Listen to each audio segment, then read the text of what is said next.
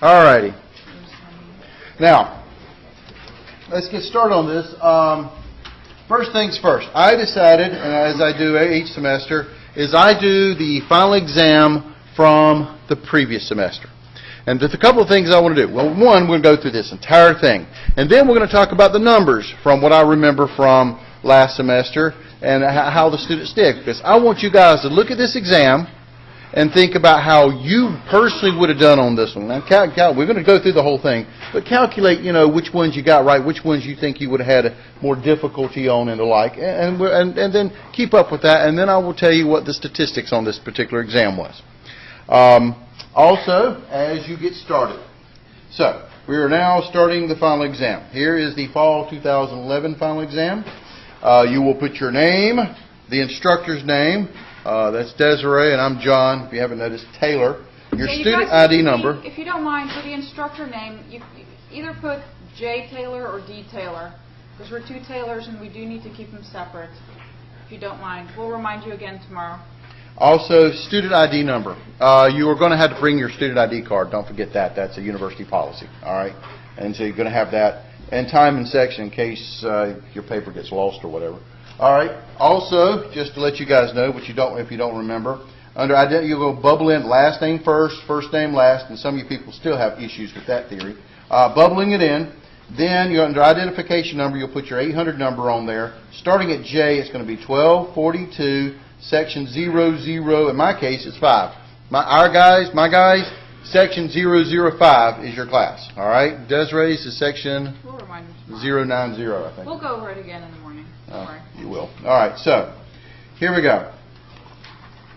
This first part, as you well remember, was the first part, no calculators allowed.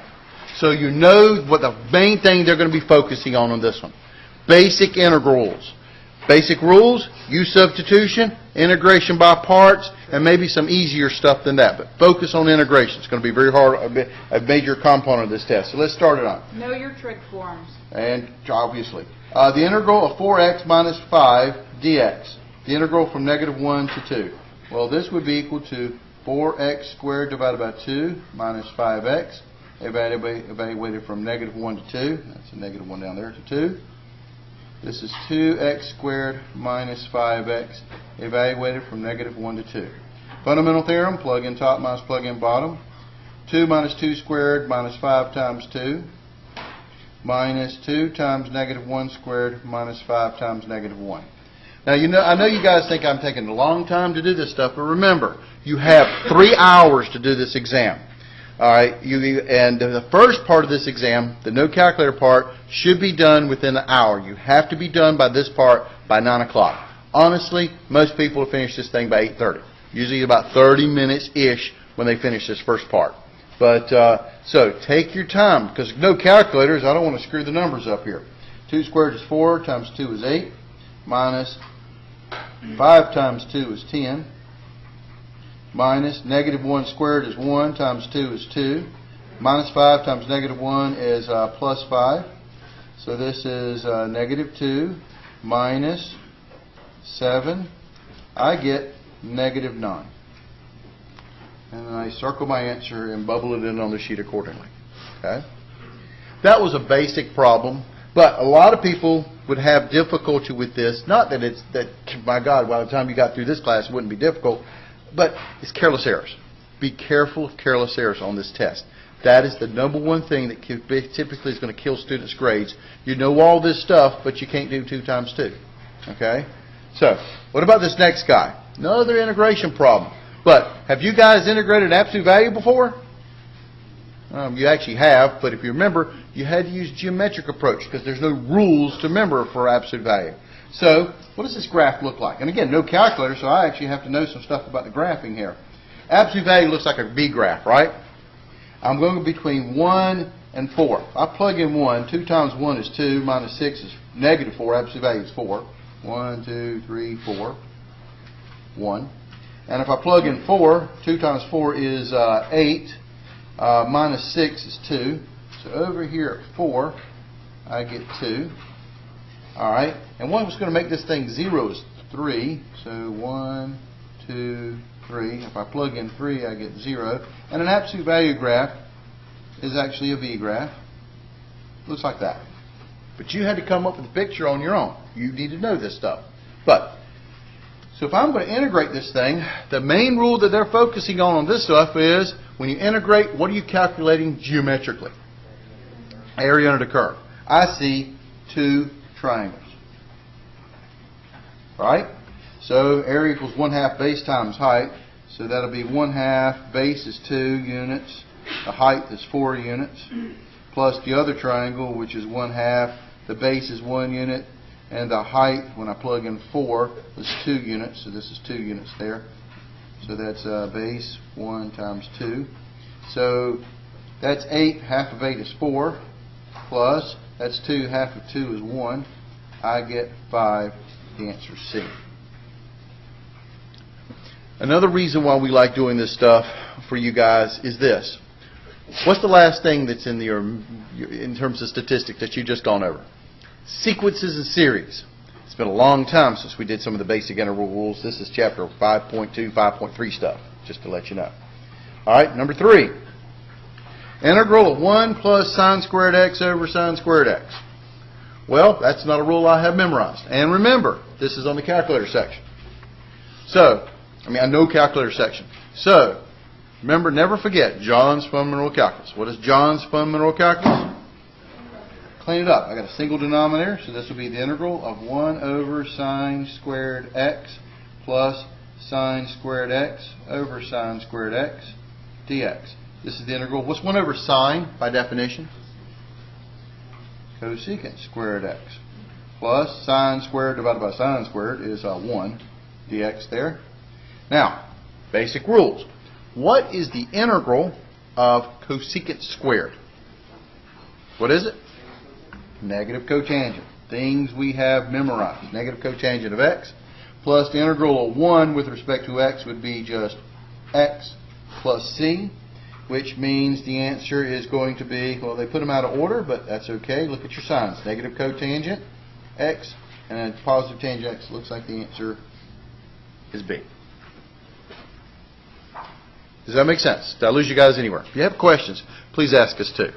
And I am taking my time on going through this stuff, but I remember, you've got 3 hours on this thing. You've got time to do this problem and watch the careless errors. That's why I'm going slow. This is not a race. The goal is not to be done in an hour and a half so I can do something at 10 o'clock. No.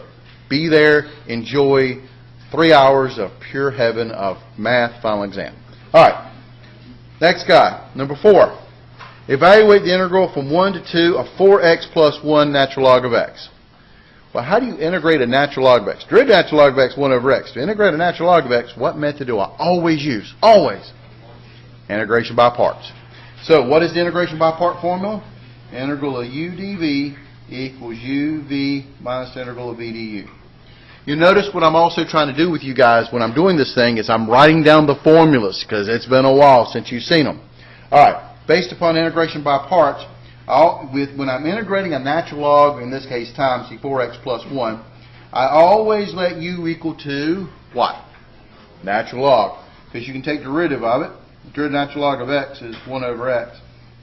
That makes dv the rest of it, which is the 4x plus 1. And therefore v would be equal to, what is the integral? You got dv, you want to get to the integral. So what is the integral of 4x plus 1? It is 2x squared plus x. Does that make sense? I should put a little dx on there. Now, plugging this into my formula, so this thing's going to be equal to u times v.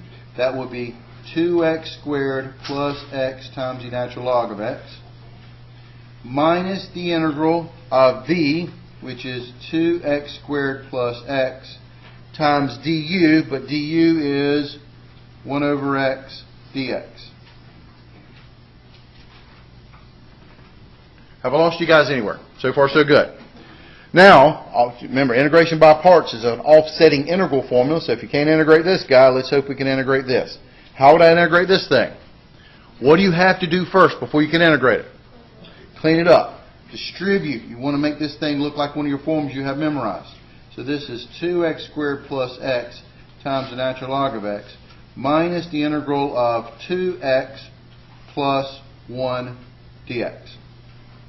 So this becomes 2x squared plus x times the natural log of x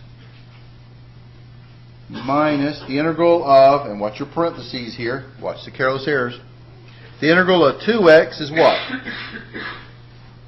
X squared plus the integral of 1 with respect to x is x, and it's evaluated from 1 to 2. You with me so far? If that wasn't bad enough, now I got bounds on it, so the last thing I got to do, one more hurdle to jump through to get this problem right, is plug in top minus plug in bottom. So plug in top minus plug in bottom is going to give me, let's see here, I'm going to plug in 2. 2 squared is 4 times 2 is 8 plus 2 times the natural log of 2 minus plugging in 2. 2 squared is 4 plus 2 is 6. Okay, there's plug in top minus plug in bottom. I'm plug in 1. Now 1 squared is 1 times 2 is 2. That's great. Plus 1, that's great. That's 3. But then what's the natural log of 1? 0. So that part becomes 0 minus plugging in 1. 1 squared is 1 plus 1 is 2. So far so good? So this is equal to, let's see if we can't clean this up. 8 and 2 is 10 times the natural log of 2 minus 6 minus a negative 2 means plus 2. So I get the glorious answer of 10 times the natural log of 2 minus 4, which seems to be answer E. I'll remind you, no calculators on this one, so I got to do all this stuff by hand. Did I lose you guys anywhere? Questions, complaints, comments? Keep going. What about this guy? Evaluate the integral from of x times e to the x squared minus 1 dx from 0 to 2. Look at this problem, and you have 1 second to figure out what method I'm going to use. What method? Your number one technique of integration has always been and will always be what? U substitution. And when you got an E problem, what are you always going to let U equal to? Exponent. X squared minus 1. That makes du equal to 2x dx. Move my constant to the other side. A half of du equals an x dx, which is in the problem. So this turns into the integral of e to the u, and the x dx turns into a half du. Now you can change the bounds, the order on the bounds if you want to, or just integrate it and then plug it back in terms of x. I like to do that, practice my integrals here. What's the integral of e to u? E to u. No plus c's because I got bounds, but when I back substitute, this will be 1/2 e to the x squared minus 1, evaluated from 0 to 2. Fundamental theorem, plug in top minus plug in bottom. 1/2 e to the 2 squared minus 1. Minus 1/2 e to the 0 squared minus 1. So, clean it up. This is 1/2 e to the, let's see here, 2 squared is 4, minus 1 is 3. Minus 1/2 e to the 0 squared is 0, minus 1 is negative 1. So there's my answer, but if I look at these answers, and I always compare what you got to the answers to see if I can make it. Looks like they factored out a half here. So I think I can pull out the half. That gives me the e cubed minus e to the negative 1, which happens to match up with answer D. So far, so good.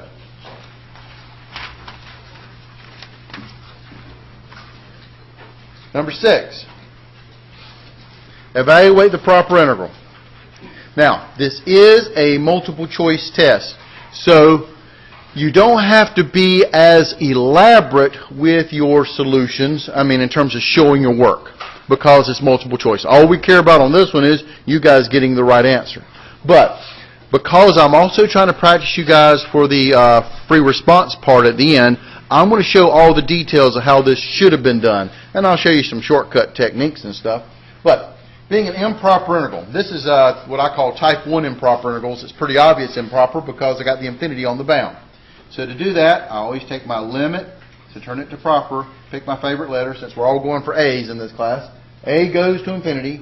of the integral from 1 to a of 16x over x squared plus 1 cubed dx. Now, this is still chapter what is it, section, was it section 6.1 or 5.10 or something or other. Here's the problem with this one. It's still an integral problem. You got to integrate this thing. What technique of integration are you going to use on this guy? Look at it. U sub. I'm going to let u equal to x squared plus 1. That makes du equal to 2x dx, which means a half of du, moving my constant to the other side, equals an x dx. This turns into the integral of u cubed, because x squared plus 1 was my u cubed. The x dx, leave the 16 as a constant alone. The x dx turns into a half du, and I wrote it like that for your benefit of substitution here. Clean it up. This is equal to, well, that's half of 16. It's 8. It goes out front. U to the negative 3 du. Trying to turn it into a form I have memorized. What's the integral of u to the negative 3? Add 1 over add 1. This is 8 u to the negative 2 over negative 2. Cleaning it up, this gives me negative 4 over u squared. Cleaning it up, this becomes the limit as a approaches infinity of negative 4 over u, which was x squared plus 1 squared, evaluated from 1 to a. Sorry, I'm off the page there. Again, I'm trying to show all aspects of the technique on this one. All right, so according to the fundamental theorem of calculus, I'll plug in top minus plug in bottom. So this is limit as a approaches infinity of negative 4 over a squared plus 1 quantity squared minus plug in bottom negative 4 over 1 squared plus 1 quantity squared. All right, beauty of working on this thing, I can zoom in on it. All right, plug in your infinity. What's infinity squared? Infinity. Plus 1 is infinity. Infinity squared is still infinity. But negative 4 divided by infinity. Infinity on the bottom makes this thing go to what? 0. This is 0. So this is 0 minus negative 4. That makes it plus 4 over 1 squared is 1.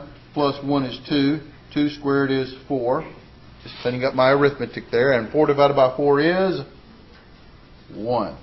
We would officially say, being an improper integral, that this integral converges to 1, but the answer is C, 1. Did I lose you guys anywhere? Again, questions, complaints, comments. Again, you, being a multiple choice part of the test, did not have to show all this stuff. All you had to show was the actual, I mean, you don't have to show anything, but integrate, you didn't have to do this elaborate limit as a approaches infinity. I'm trying to show if it was a free response part. Fact of the matter is, I can just integrate it, plug in infinity, plug in top minus plug in bottom. The main thing is getting the answers on multiple choice. But if this was on a free response part of the test, then I expect to see this limit stuff. That's why I write it the way I did.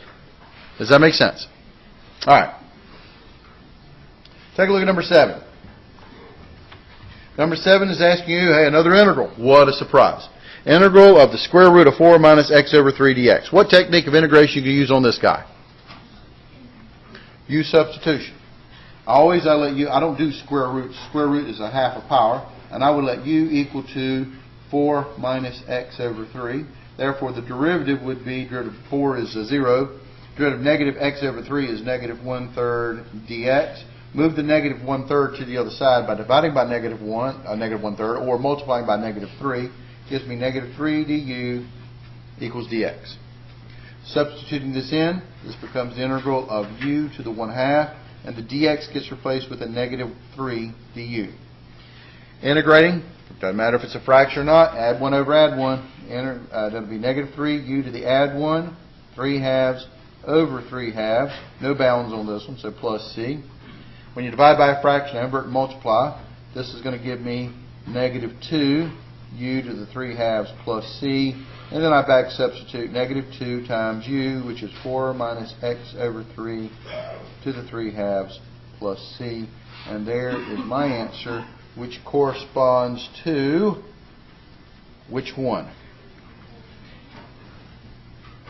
Well, again, this is one of those tricks on the old final exam they try to mess people up with. That doesn't look my answers. Well, they just rewriting order. Order doesn't matter. A plus B is B plus A, doesn't matter. So they put the C in the front. They like to put minus stuff in the back. So the answer really does look like A. Does that make sense? And you'll also notice this. If I compared the two, I honestly think number 6 is a actual little bit harder problem than number 7. They're going to be mixed up. Number 8. Number 8 is the integral of cosine of the square root of x divided by the square root of x dx. What technique of integration are you going to use on this guy? U substitution. Notice that they're going through all different aspects of U substitution. When it's U substitution with trig, typically what do I let U equal to? You let U equal to the angle. What is the angle in this problem? Square root of x. But I don't do square roots of x. That's x to the 1/2. So du is equal to 1/2 x to the negative 1/2 dx. I'm going to clean this guy up. So this is du is equal to 1 over 2 times 1 over negative a half of power is the square root of x on the bottom dx, which is exactly what I have in my problem here. Okay? So I'm going to move the 2 to the other side. That would be 2 du is equal to 1 over the square root of x dx, which is in the problem. So U substitution was the correct thing to do. This is the integral of the cosine of u, and the square root of x on the bottom dx turns into a 2 du. Here's the sad thing right here. Right here is where I've seen so many students drop the ball. Because with this U substitution, you got to let U, then you got to do du with the derivative, and then I'm asking you to integrate. You got to get these derivative rules and the integral rules straight in your mind. What is the integral of the cosine of u, du? Sine u. 2 sine u plus c. You and I both know in terms of a multiple choice test, one of the answers is also going to be negative 2 sine u, just to see if you're going to fall into that trap. That's our job as math professors, is come up with the most common mistakes people make and make sure those answers are on the multiple choice parts as well. All right, last thing I do is back substitute. 2 sine u was the square root of x plus c, and so that answer is, looks like e right there, right underneath it.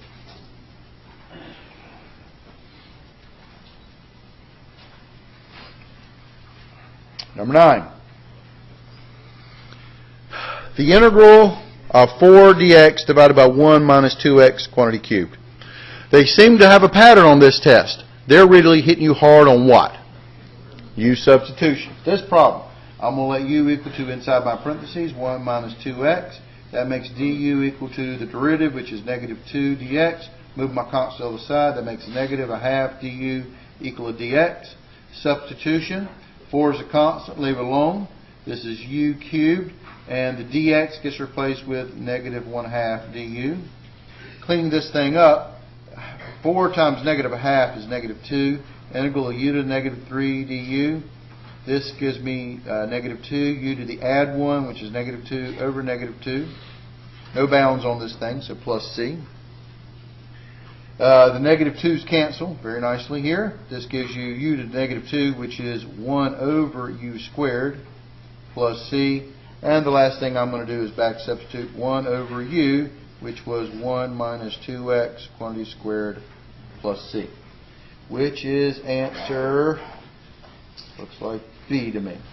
And you'll notice the other thing that I'm trying to do here, and this is one of the biggest problems that you'll see me have, is I'm trying to rush through my class and do as many examples as I possibly can. I can get the answer. I just can't seem to pick him out of a lineup. I'll pick the wrong guy every time because I wasn't paying attention. Maybe I'll pick the guy with the 4th on the bottom because I wasn't paying attention to it. Take your time. You got 3 hours. You got no place to go. Enjoy this, okay? Take your time. Get the right answer. Again, I'm trying to show you places where people make common careless errors. The other thing you should be paying attention to is the number of questions on this no calculator section here. Alrighty. Here's a problem that should take you guys 10 seconds if you've studied this stuff, but I'm going to write through it and give you guys the complete and total answer here. But here's the series. The sum is n goes from 1 to infinity of negative 1 to the n times 10 to the n times n squared divided by n factorial. Look at the directions. Directions are, A, is this thing converges absolutely? B, converges conditionally? C, diverges by comparison test? D, diverges by the ratio test? E, diverges by the root test? Which one's the answer?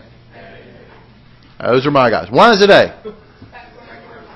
You guys will learn my tricks out of all these thousands of problems I did for you guys. Seemed to be every time the factorial was on the bottom, that blows up faster than anything. This thing is going to be converging, and not just converging, it'll be absolutely converging. But if you had to use a test, what test would you definitely use on this thing?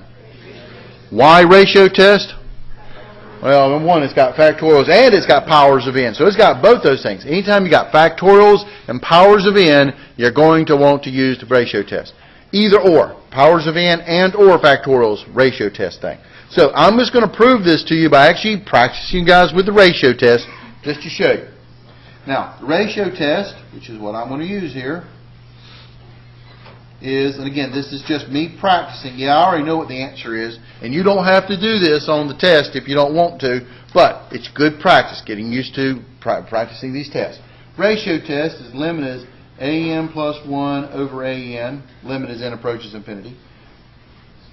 Limit as n approaches infinity of an plus 1.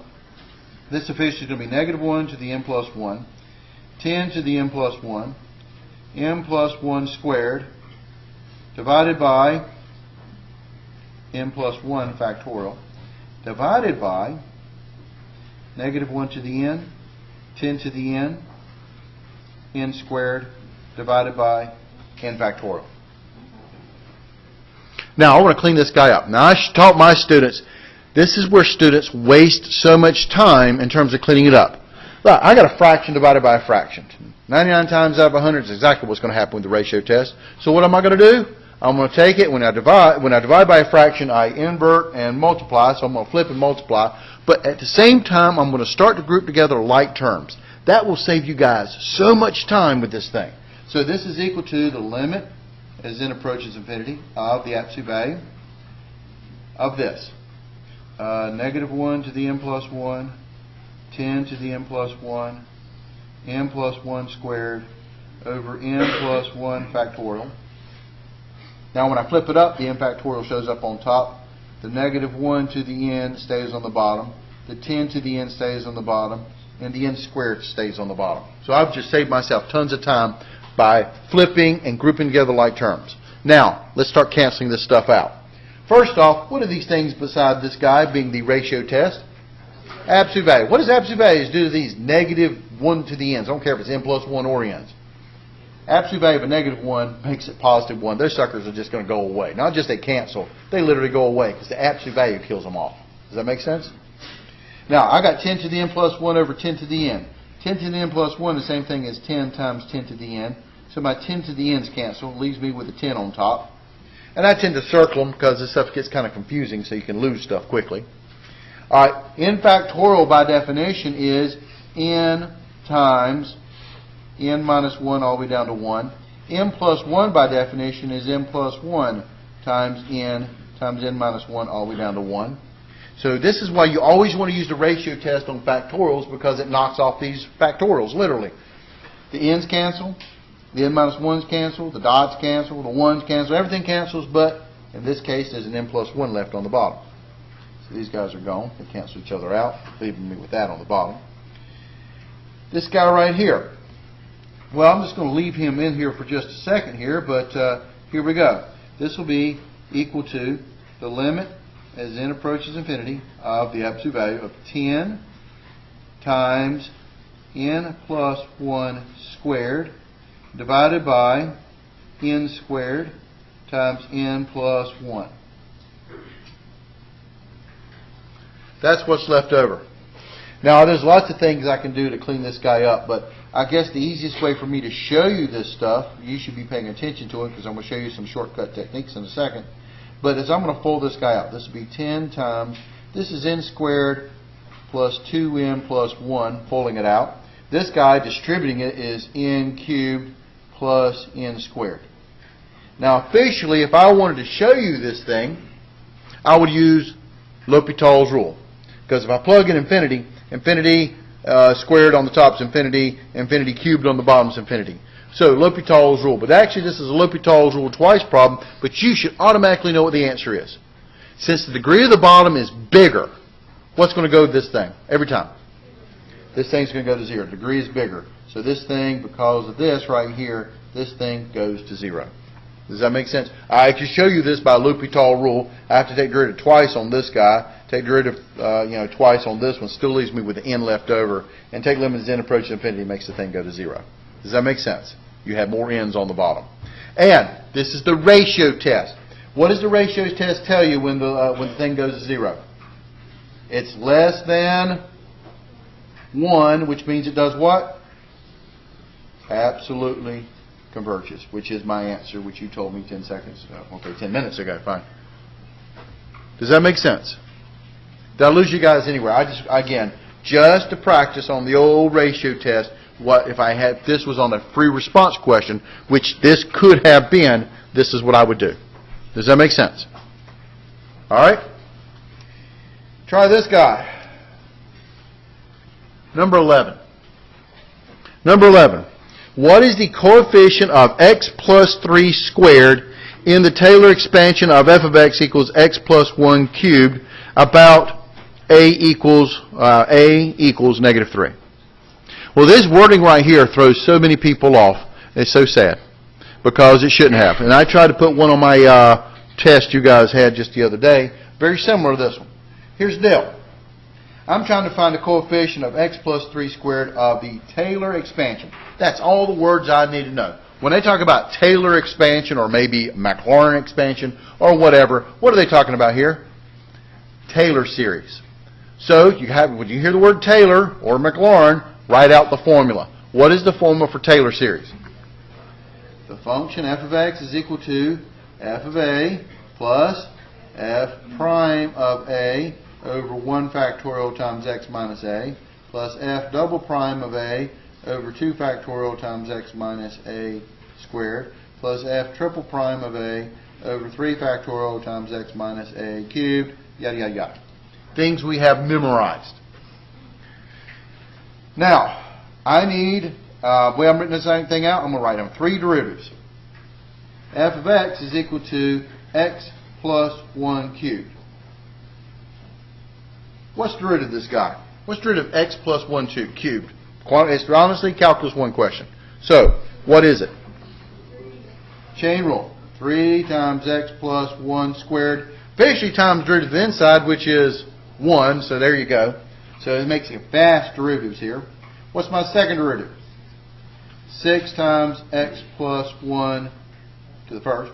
What's my third derivative? Don't hurt yourselves. 6. Yeah, okay, good.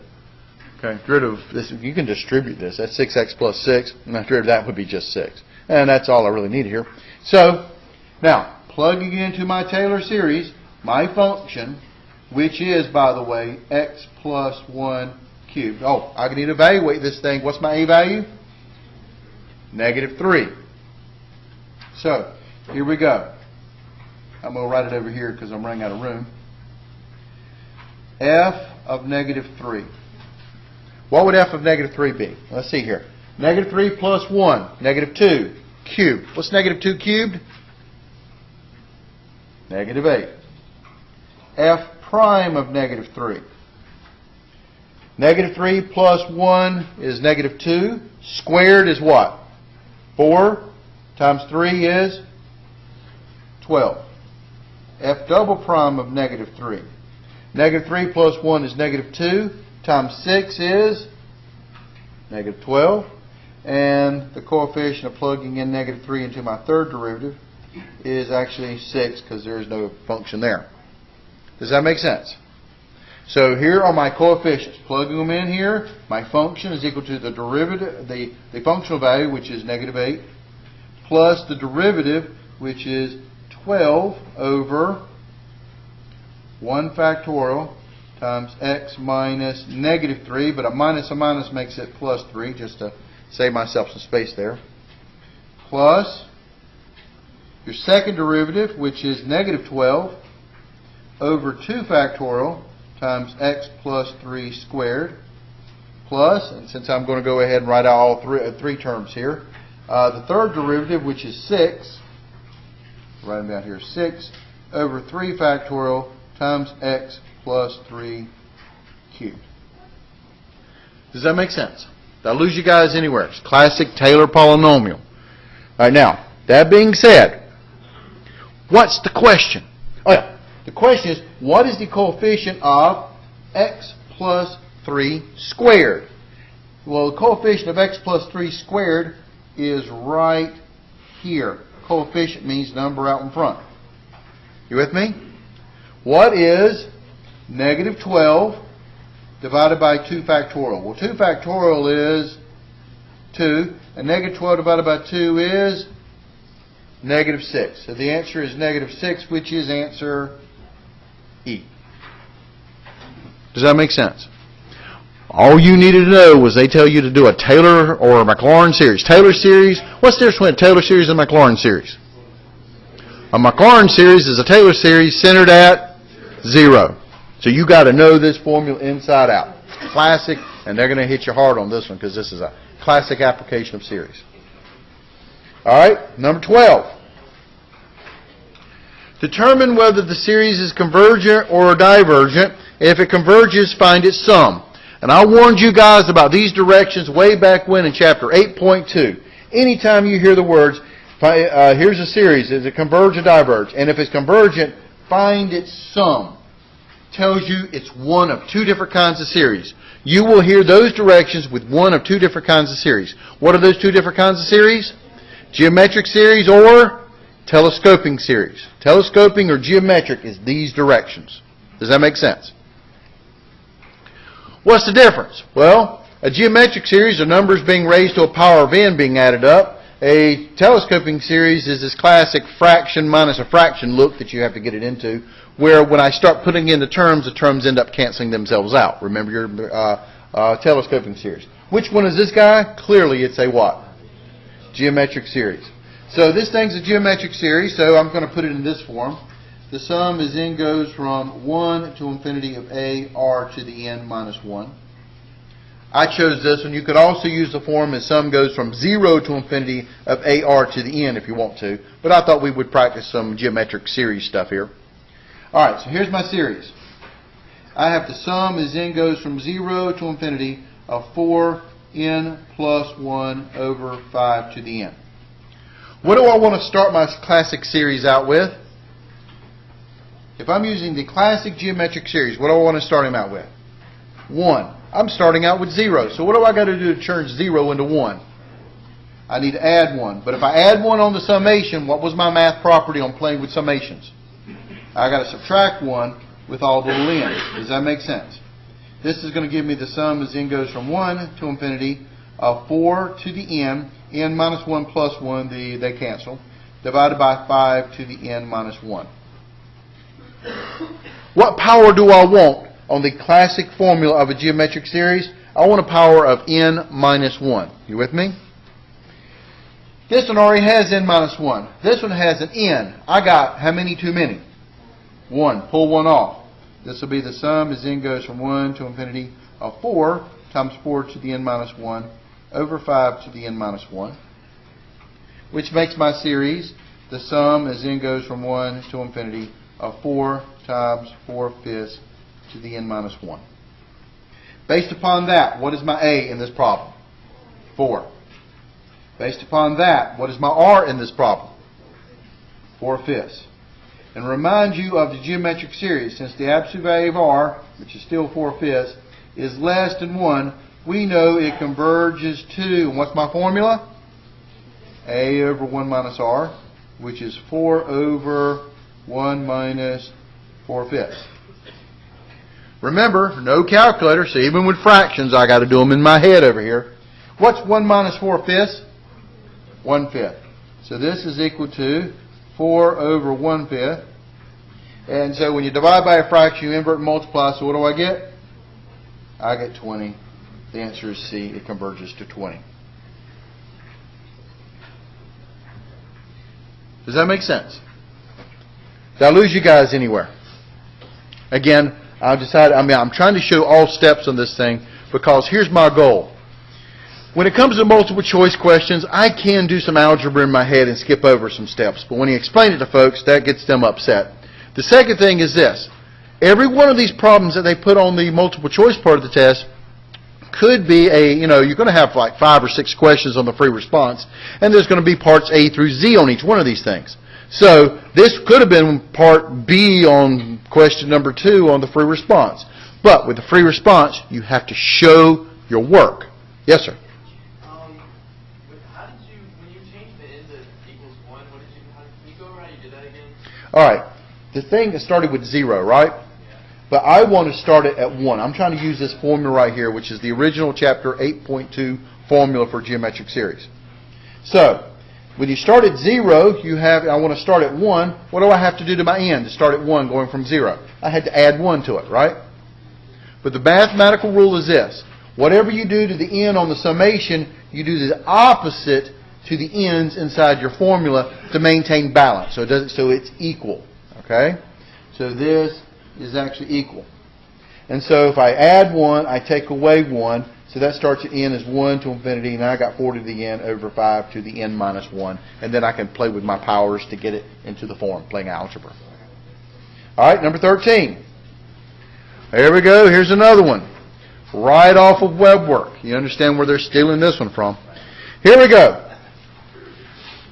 The coefficient of x to the 5th in a power series for the function f of x equals x over 1 plus 3x squared equals. Okay? They gave me this power series, and they gave me the function, and they want me to represent this as a power series. So what am I going to do? Just to remind you, this is the form when I'm trying to convert a over 1 minus r. I'm trying to convert it into the sum as n goes from 0 to infinity of a r to the n. It's the same geometric series formula, but with this one we start at 0 because this is your power series look to this thing. Alright? Now, here we go. To convert this guy over, here's my function. F of x is equal to x over 1 plus 3x squared. You will notice there's a 1 already in the spot. I want to turn this into an a over 1 minus r look to it. The 1 is fixed. If you got a constant there, like 5 or 6 or whatever, multiply by 1/6 on top and bottom and distribute throughout the bottom. Remember what we did with power series representation is what this stuff is called.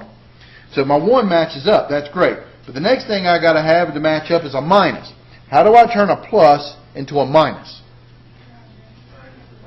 It's a minus, a minus. So this is x over 1 minus negative 3x squared. This tells me immediately that a is equal to x, and my r value is actually negative 3x squared. Does that make sense? Did I lose you guys anywhere? So now, I'm going to write it in my series form. This is the sum as n goes from 0 to infinity of a, which is x, times r, which is negative 3x squared, raised to the n. I'm plugging it into this formula here. And I'm going to go ahead and clean them up because that's just going to save me lots of time later on. So this is sum as n goes from 0 to infinity of x times negative 3 to the n, x to the 2n. Now let me stop there and let me blow it up for you guys in the back so you guys can see what I'm doing here. What did I do? Because this is multiplication, I distribute powers. But what's a power raised to another power? What do? Multiply. That's where the 2n comes from. It's x squared raised to the n. Power to a power I multiply, that's x to the 2n. Alright, so clean it up one more time. This is equal to the sum as n goes from 0 to infinity of negative 3 to the n times x to the 2n plus 1. What did I do there? Because I have x to the 2n and I have this extra x, which is officially to the first power here, when you multiply, you add exponents. This is just me cleaning up my series. Here is my answer. Well, not really, because they want me to find the coefficient, remember the question, find the coefficient of x to the 5th. So what I'm going to do with this guy now is write him out. What is this thing starting out with? What n does this series start out with? 0. Negative 3 to the 0 power is 1. Times 2 times 0 is 0 plus 1 is 1. That becomes x. Plus, this n comes 1. Negative 3 to the first power is negative 3. I'll clean them up later. X. 2 times 1 is 2 plus 1 is 3. Plus, the next guy would be negative 3 squared. N is 2. Times x. 2 times 2 is 4 plus 1 is 5. And wait a minute. This is the guy that I want. Does that make sense? I wanted the coefficient of x to the 5th. That was my question. What is the coefficient of x to the 5th? So what is that coefficient right there? It's negative 3 squared. What is negative 3 quantity squared? This is 9, so my answer is 9. Does that make sense? Questions? And you notice you have completed part number 1. Now, so on part number 1, there were 13 questions. Now, a couple of things. Notice, look at the time. It is right now 11 o'clock. We started this thing at 10 o'clock, but not really, because we had 15 minutes of passing back tests and information and talking about where it's going to be and about don't email us and stuff. So, don't email us questions about your grades. We don't know. So here's the deal. I actually started this thing at 10:15. I was paying attention to my watch. It took me how long with deep explanation to do part 1? 45 minutes. How long do you personally have to do part number 1? Exactly 1 hour. You start this exam at 8 o'clock. At 9 o'clock, right at 9 o'clock, you have to turn in part number 1, and you go ahead and start part number 2. Okay? Everybody has to be done at 9 o'clock with part number 1. The reason why? Because on this next section, what are we allowed to have? This thing here. We're allowed to have our calculators. Okay? But, listen and listen well. Let's say you finished up part number 1 and that class averaged 30 minutes, that most people, 30, 35 minutes or something like that. Well then, in that case, you're going to go ahead and start part number 2. Are you allowed to use your calculator yet? No. You're not allowed to touch this calculator until the announcement has been made. Everybody in the room has to turn in part number 1, and then we will make the announcement. You can now break out your calculators. So right now, I got officially maybe 15 more minutes because I just turned in my part number 1 to do part number 2, and I'm still not allowed to use a calculator. Don't worry. There's several problems on part number 2 that you really don't need a calculator for. And if you get to a point that you do need a calculator and calculator is not allowed yet, just stop right there. Go on to the next problem then. You can come back to it when you're allowed to have your calculator. All right, so let's get started on this one. Again, notice, part number 1, how many questions? 13. That varies from semester to semester, but it's usually around 13, 12 or 13. And then part number 2 is usually around 12 or 13 as well. They usually add up to be about 25 questions. Somewhere between 25, the most I've ever seen has been 30 questions, but the average in past history has been about 25 questions. Let you know. All right, let's get started. Now I'm allowed to use my calculator. Here we go. The graph of f of x is shown. Estimate the integral of from 0 to 5. So if I'm integrating this thing from 0 to 5, by the way, what is integration? Geometrically, what am I trying to look for?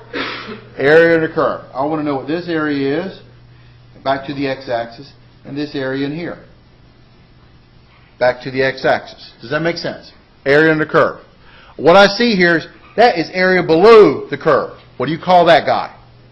Negative. So this area is going to be equal to, this will be negative, but it's a triangle right here. So I'm using geometry again.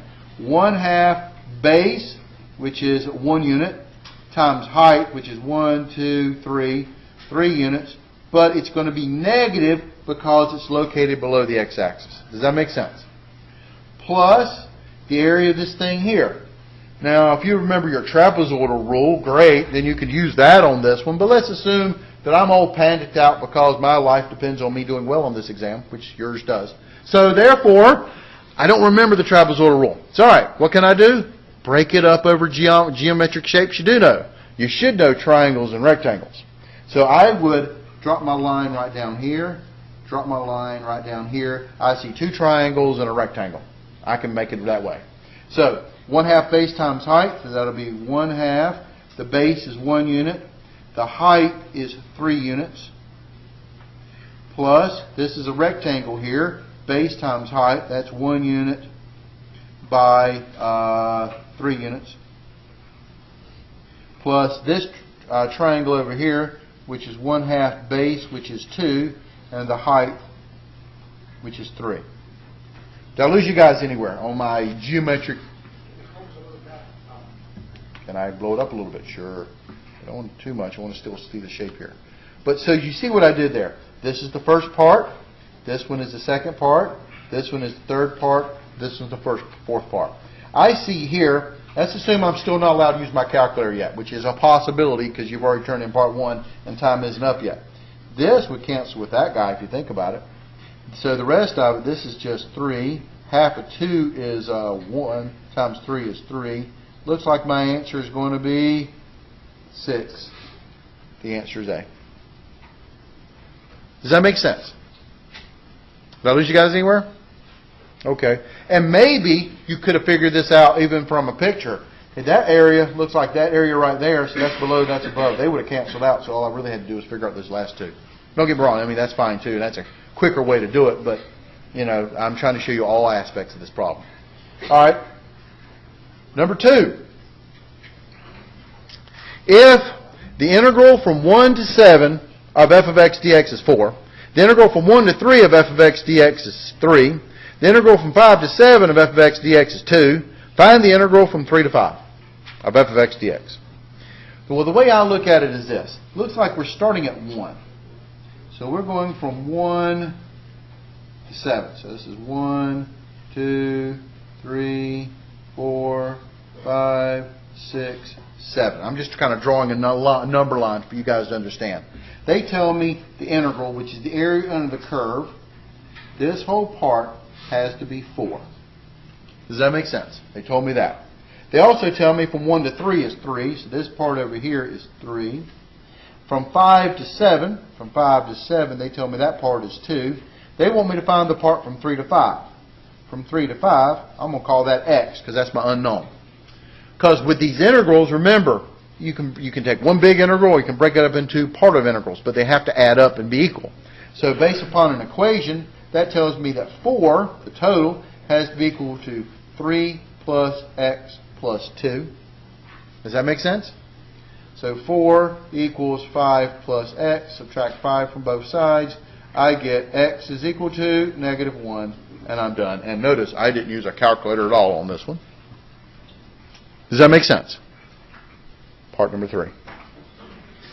Part number 3 is one of those problems that I guarantee is going to be on the final exam. It is one that very few people remember, so I have to go back over it again. It is the Riemann sums of trying to convert this stuff to an integral. Okay? To remind yourself, the integral from a to b of f of x dx is the sum of limit officially as n approaches infinity, as I goes from 1 to n of f of xi times delta x. Do you remember your Riemann sum formula? I'll give me a little arrow out of the way there. The limit, that's the limit, me writing it very small, n approaches infinity as the sum as I goes from 1 to n of f of xi times delta x. Where delta x is equal to, what's my formula for delta x always? b minus a over n. And what does xi equal to? A plus I times delta x. This was your Riemann sum formula. This is why you come to these interesting review sessions we have, to remind you of this mess. Yep. And it's common. But if you don't prepare for this exam, you are going to get caught cold. All right, so I've got this thing right here, okay, and I'm going to have to work backwards. So there's my limit. There's my summation. It's this part right here that I'm going to have to play games with. It's a game. But here we go. So this limit as n approaches infinity of the sum of I goes from 1 to n of I squared over n squared times 1 over n. I did something to this problem. what did I do? I had an n cubed over here. I have an I squared over an n cubed. Well, remember, delta x by formula is b minus a over n. So I always want to pull off this over n thing because that's going to tell me what the delta x part is going to be. Does that make sense? The n on the bottom has got to be my delta x. So this is going to be my delta x, and you'll notice I always have to have my powers to be the same to clean this guy up. It's an algebra game. It's a game. Now, this is telling me that delta x is equal to b minus a over n, but I'm going to be equal to 1 over n. That's what I'm telling you the delta x is, because I pulled it off. So, that also tells me that the n's cancel. That tells me the difference between a and b has to be 1. Okay? The other thing is this. You see this guy right here? I squared over n squared. That is the same thing as I over n quantity squared. You see that? And the stuff inside the parentheses, according to the game, and this is Riemann sum game, so I'm trying to show you guys, has got to be my xi. Does that make sense? So what does that make xi equal to in terms of my form? I over n. But wait a minute. What is the form of xi in terms of a form we have memorized? What is it? It is a plus I delta x. That's the form. But wait a minute. I even know this. What was delta x? When I pulled that guy off, I know what delta x was. What was delta x? 1 over n. So that tells me I over n is equal to a plus I times 1 over n. That immediately tells me what a has to be. What is a? It's a detective game on Riemann sums. What does a have to be in this problem? Because that is the same thing as this. A has to be 0, which also tells me b has to be what? If a is 0. B is 1. So, in terms of my problem, here we go. And I'm going to write him down here just to help myself out. This becomes the integral from 0 to 1 of dx. Now wait a minute, what does my function have to be? Remember, the I over n squared, there's my function, but I over n was the same thing as xi. Xi can be replaced with x. So when I plug in x in for this thing, this just gives me x squared has to be my function. Does that make sense? So here we go. This integral, the sum, and the limit as n goes to infinity, of the sum of 1 to n of I squared over n cubed is the same thing, through my detective work, as the integral from 0 to 1 of x squared dx. It is a game. Does that make sense? Now, one last hoop to jump through. You're supposed to evaluate the integral, so tell me what this guy really is. Well, this would be equal to x cubed over 3 evaluated from 0 to 1. That's 1 cubed over 3 minus 0. Pretty much tells me the answer is 1/3. Answer C. Does that make sense? Did I lose you guys anywhere? This is, again, this is why this what you really have to remember over here and play the game. And you always start, if they give you the Riemann sum and tell you to write the integral, you always start with finding what delta x is first. By taking your form, you'll always notice that there's one more n on the bottom with it. Pull off the n, and you may have to pull off a constant in the numerator or something or other, so you get a number over n. That's what your delta x is going to be. In this case, it was 1. All right, more formulas. Let's see if you remember them.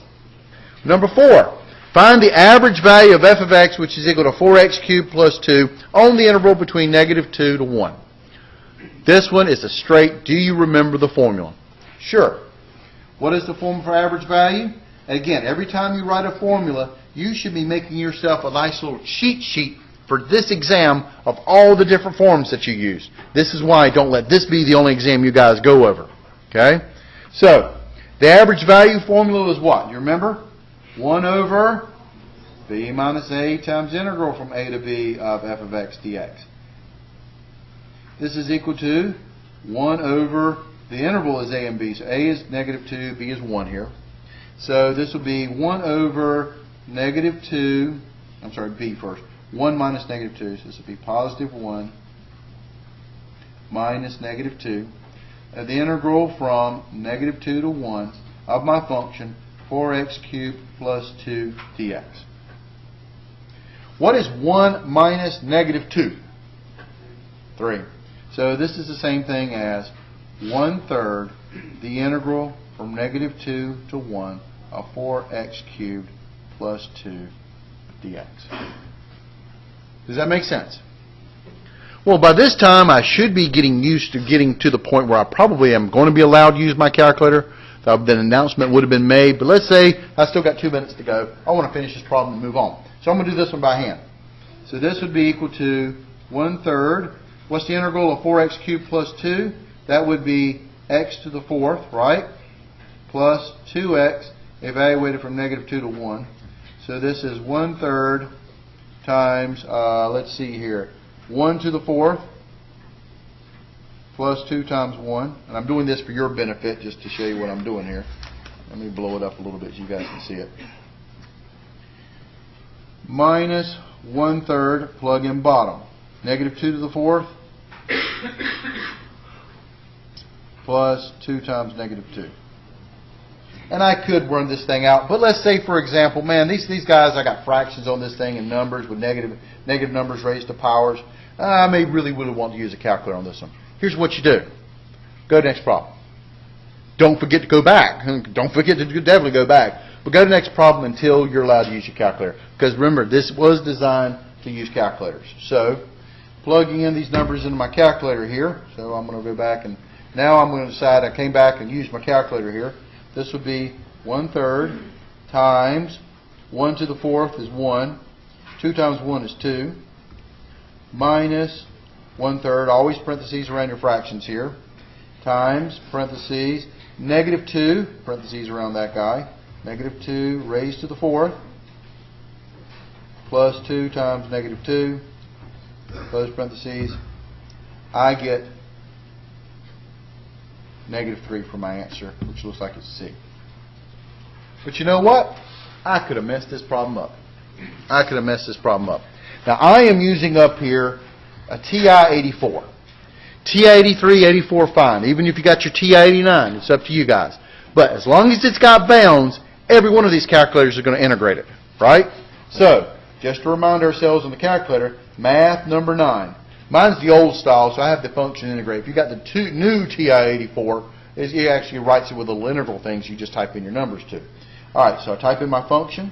My function was 4x cubed plus 2, comma, variable x, comma, low bound, which is negative 2, comma, upper bound, which is 1. But don't forget, it is the what?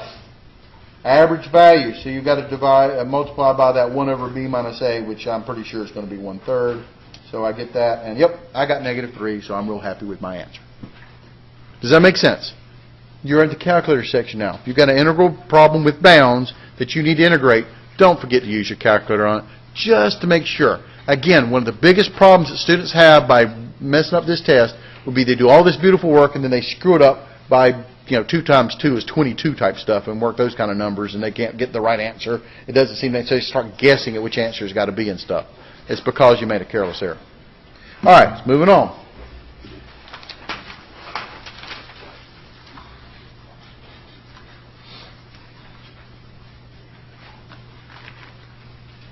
Problem number 5. Which of the following sequences converges?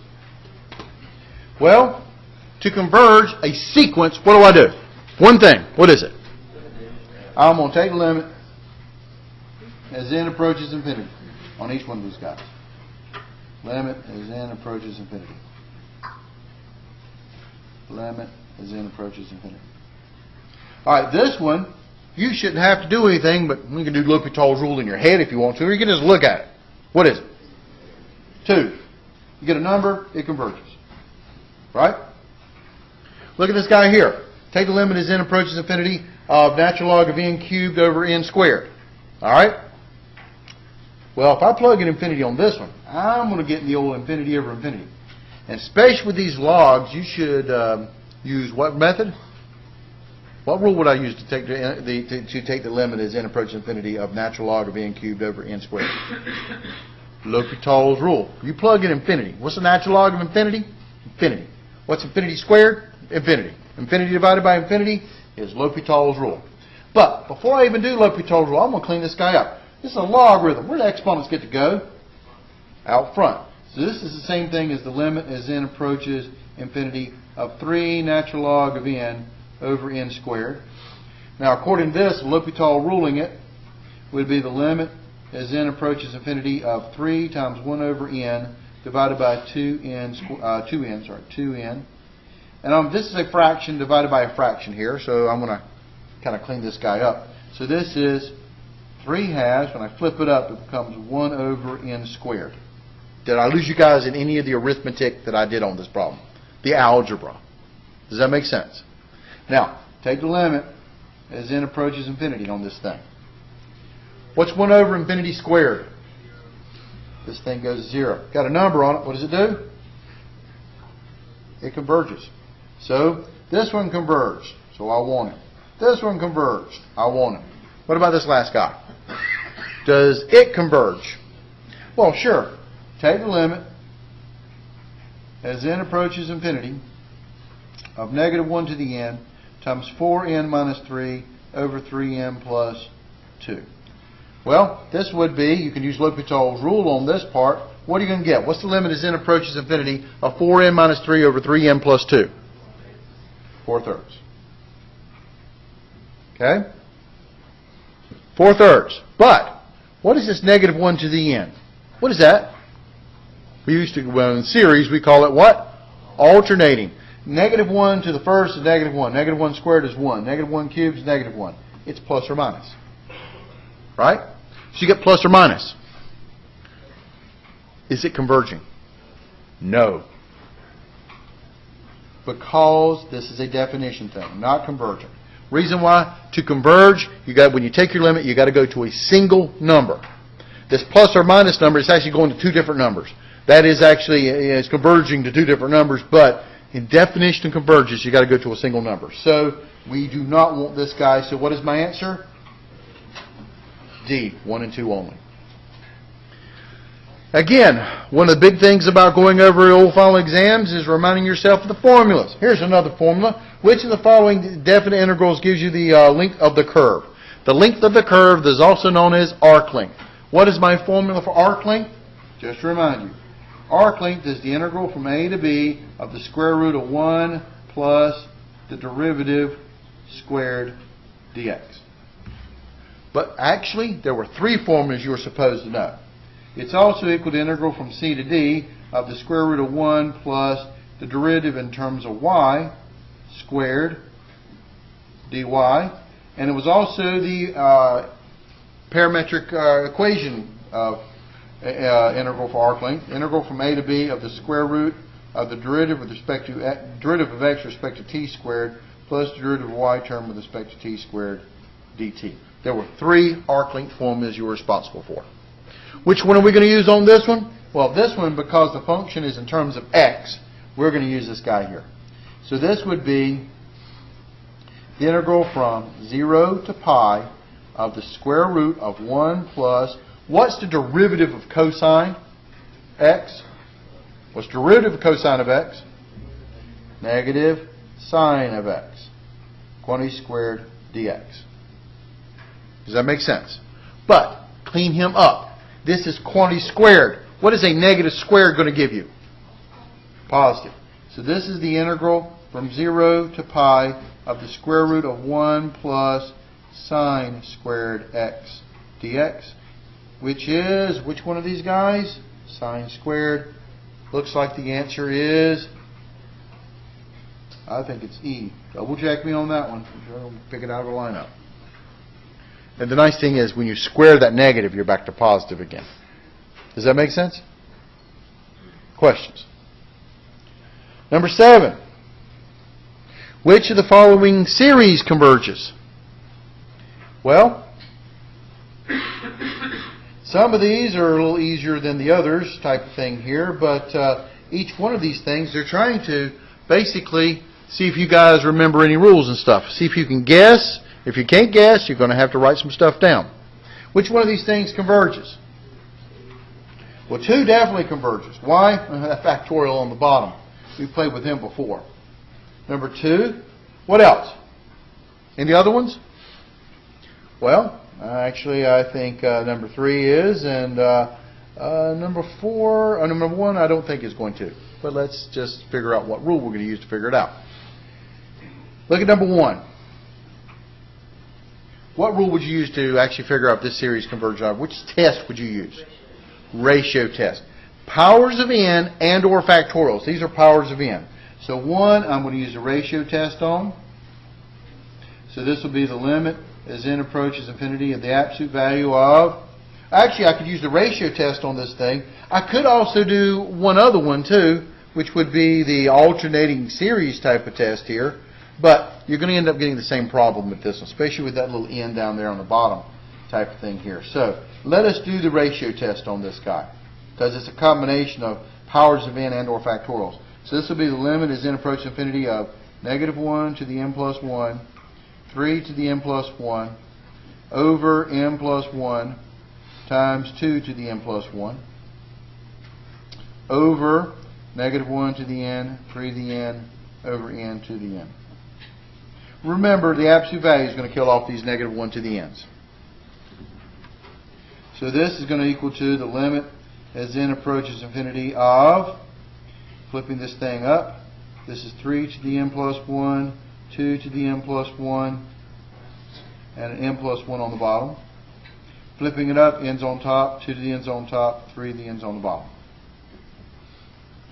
Now, when it comes to these things, pull off what you don't need so you can cancel out. 3 to the n plus 1 is 3 to the n times 3. 2 to the n plus 1 is 2 to the n times 2. This 3 to the n's cancel, leaving me with a 3 on top. 2 to the n's cancel, leaving me with a 2 on the bottom. So this is the limit as n approaches infinity of absolute value of 3 over 2 times n over n plus 1. You with me? Which means this thing is going to do what here? When I take the limit as n approaches infinity, this thing is going to go to 1, L'Hopital rule. So this is equal to 3 halves. And 3 halves compared to 1 is greater than 1, which means it's what? Divergent. But remember, the ratio test tests for, is it absolute convergence or not? Does that make sense? So I can tell you that it's not absolute convergence. Well then, and I'm trying to prepare you guys for the test. So what other technique could I use on this thing? Well, first off, what kind of series is this guy? Alternating series. So I can tell by the ratio test, because the powers of n and factorials is not absolute convergent. But it is an alternating series. So remember, with an alternating series, you should have used the alternating series test. So let's do this guy. Alternating series test. Alright, alternating series test on this one. What's the deal? Your Bn is going to be 3n over n times 2 to the n. You with me? Alternating series test. Two things have to go on for an alternating series to converge. What are the two things? The terms have to go down and the limit has to go to 0. The terms. 3 to the n over, well, I'm going to start with n equals 1. So it'll be 3 over 2. N equals 2, that becomes 9 over 2 times 4, which is 8. N equals 3, that's 27 over 2 cubed is 8 times 3 is 24. What are my terms doing? Are they going down? It's sad that you guys don't know fractions, so let me show you. Alright, 3 halves, also known as 1.5. 9 divided by 8 is 1.25. 27 divided by 24 is 1.25. 1.125. Does that make sense so far? Well, are they going down? Well, yeah, they're kind of going down, and they're kind of stopping right there, so maybe you can do one more. N equals 4. 3 to the 4th is 81. 2 to the 4th is 16, and 16 times 4, 64. What is 81 divided by 64. Are the numbers going down? No, they went back up again. Oh no, that's bad. Well, I better do this one just to prove it to you, because I don't think you remember anything from Calc 1. Take the limit as n approaches infinity of 3 to the n over n times 2 to the n. According to the alternating series test, this thing should go to 0 for this thing to converge, right? Well, if I plug in infinity on this thing, I get infinity over infinity. 3 to the infinity is infinity, 2 to the infinity is infinity, infinity over infinity. So what rule am I going to use? I'm going to use L'Hopital's rule. L'Hopital's rule, drew at the top. What's drew of 3 to the n?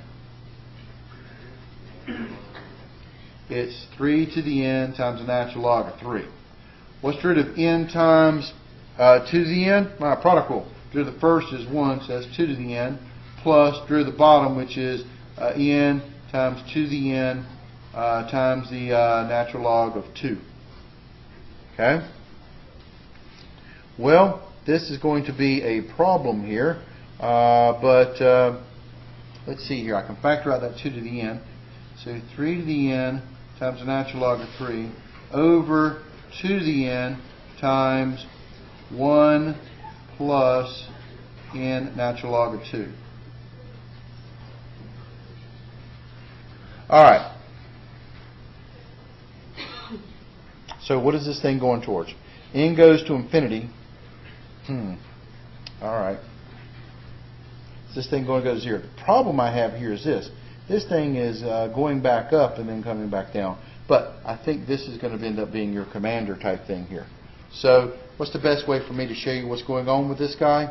I think at this point I'm going to start using my calculator, because it's getting quite difficult. Because this is going to be infinity on the bottom, but this is infinity over infinity, so it's not getting any better. So this is what I do. I figure this out by doing this.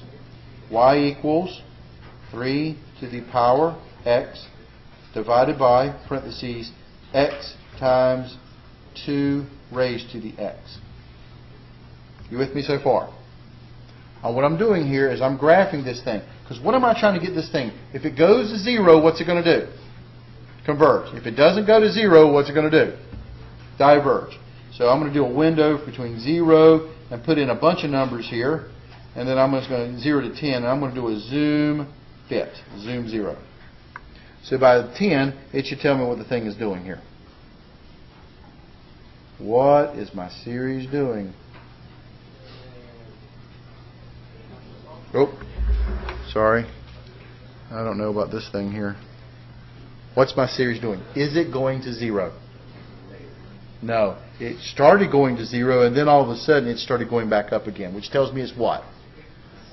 This thing's going to infinity, so it's divergent, so I do not want this guy here. Does that make sense? They're going to give you guys problems that you haven't seen before on the exam to see if you guys can figure this stuff out. Here's a classic one. We haven't had a series like this that we do the ratio test, which you told me it diverged over here, and I could have gone with this, but that really does test for absolute convergence. That's the definition. It's that -1 to the n that I really did have to actually test the alternating series test officially to be able to do this problem.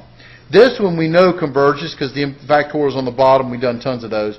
What about this guy here? Is it going to converge or diverge? Well, what test would I have to use on this one? I'm going to use the ratio test. Powers of n. This one will be a quick one, and it's real easy to see this one. Ratio test. I'm going to take the limit. This is on the sum as n goes from 1 to infinity of n to the 8 over 4 to the n. Now take a look at this. I'm going to blow this up so you guys can see it. So let's take a look at this ratio test here. Take the limit as n approaches infinity of the absolute value of n plus 1 to the 8 over 4 to the n plus 1 divided by n to the 8 over 4 to the n. Cleaning this guy up, this would be equal to the limit as n approaches infinity of n plus 1 to the 8 over n to the 8 times 4 to the n over 4 to the n plus 1. Kind of ran out of room there. Does that make sense? Now, look at this guy right here. This is what you do. You take the limit as n approaches infinity. They have the same power. You with me? Being they have the same power, it is n plus 1 over n raised to the 8 times, and what about these guys over here? This is n, 4 to the n, and this is 4 to the n plus 1. 4 to the n plus 1 is 4 to the n times 4. Those guys cancel. Leaves me with a 1/4 on bottom. Does that make sense? Playing my algebra with this stuff. But this was the trick right here. When they have the same power, factor it out. Because you're taking the limit as n approaches infinity, you're going after the ends. So I can go on the ends on the inside. And on the inside, I can use L'Hopital's rule. What's the limit as n approaches infinity of n plus 1 over n? 1. Drew the top to 1, drew the bottom 1, it's going to 1. Officially to the 8th power, but it's still 1. Times 1/4 is 1/4. That, an absolute value of 1/4 is 1/4. 1/4 is my limit number. Compared, it's the ratio test. Compared to 1, 1/4 is what? Less than 1. So what does it do? It converges by the ratio test. So I want that guy there. So which are my answers here? 2 and 3 only. The answer is E. Does that make sense? Did I lose you guys anywhere? All right. The next one. The next one goes back to chapter 5.3. 5.2, 5.3. Find the derivative of f of x, which is equal to the integral from 0 to the square root of x of 2t over t to the 4th plus 1 dt. To take a derivative of an integral, we call that the fundamental theorem of calculus. I think it was the first fundamental theorem of calculus, the way our book described this thing.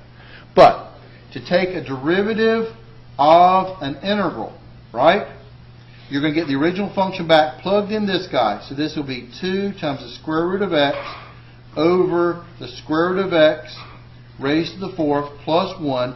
But don't forget, times, this is the chain rule, the derivative of the guy you plugged in. The derivative of an integral, I don't go anywhere. I'm not actually integrating any guy. I'm not taking derivative of anybody. I just plug in the top. The bottom's a constant. The derivative of a constant eventually zeros. It never shows up. So I plug in this guy. But remember, the first fundamental theorem of calculus says if you don't have an x, then you got to do times derivative of the inside. I don't do square roots of x. That's the same thing as x to the half power. So this is 1/2 x to the negative 1/2. Does that make sense? Clean them up. This is equal to 2 square roots of x divided by, what's the square root of x to the 4th power? X squared plus 1 times 1 over 2, and x to the 1/2 power is the square root of x on the bottom. What cleans up here? What cancels? 2 square roots of x cancel, leave me with 1 over x squared plus 1, which makes my answer B. Does that make sense? Don't forget those first basic stuff. This was remember there were 2 fundamental theorem of calculuses. The fundamental theorem of calculus, when you integrate with bounds, you plug in top minus plug in bottom, gives you area in the curve. The other fundamental theorem of calculus was the derivative of an integral, you don't go anywhere. You get the original function with the value on your bounds plugged in, being the variable. But then if it's something other than x, then you got to do times the derivative of what you plugged in. Chain rule. All right?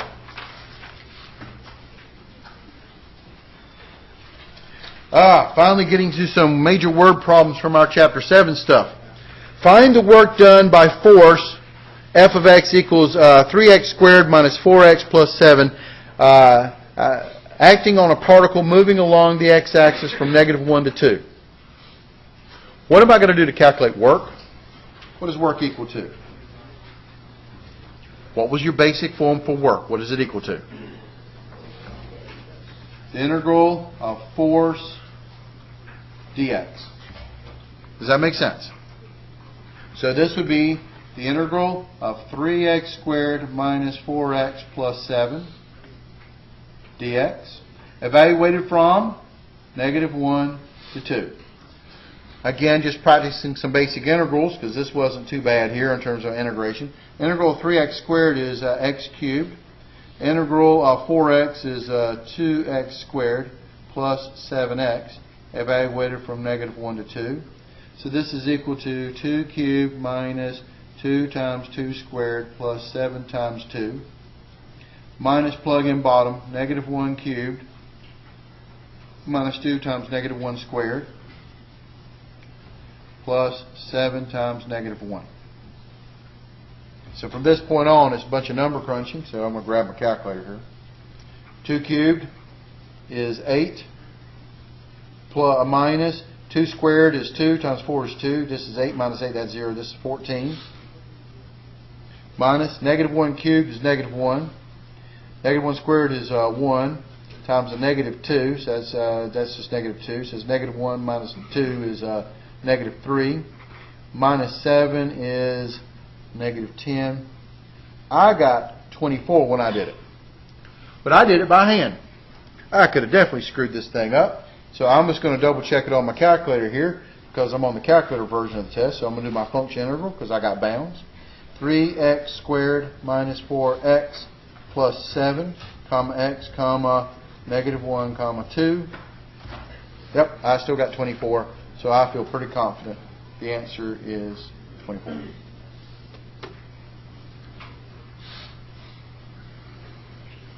What's that? Oh, if you want to start now, you can. Or I can keep this and you can do the free response, whatever you want to do. You want to finish this up? Come on, come up here. I'll take a break. All right, so I'm going to take a break right now. Well, Desiree picks it up with problem number 10. Suppose the derivative is f prime of x equals 4x, 4 divided by x squared minus 3x squared. Before you hand it over Yep. to me, did you make those solutions? What? Do you have a solution? No, I'm just doing it as I go. I never make up solutions. I just do this Okay. stuff. All right, Desiree's going to take over. Well, I have to have some. My throat's getting kind of dry. Okay. All right, so number 10, we have, suppose they're giving us the derivative. F prime of x is equal to 4 over x squared minus 3x squared. They're letting us know that f of 1 is equal to 6. And we're looking for a formula for f of x, and we're going to use it to evaluate f at 2. All right, so first of all, f of x is going to be the integral of f prime of x dx.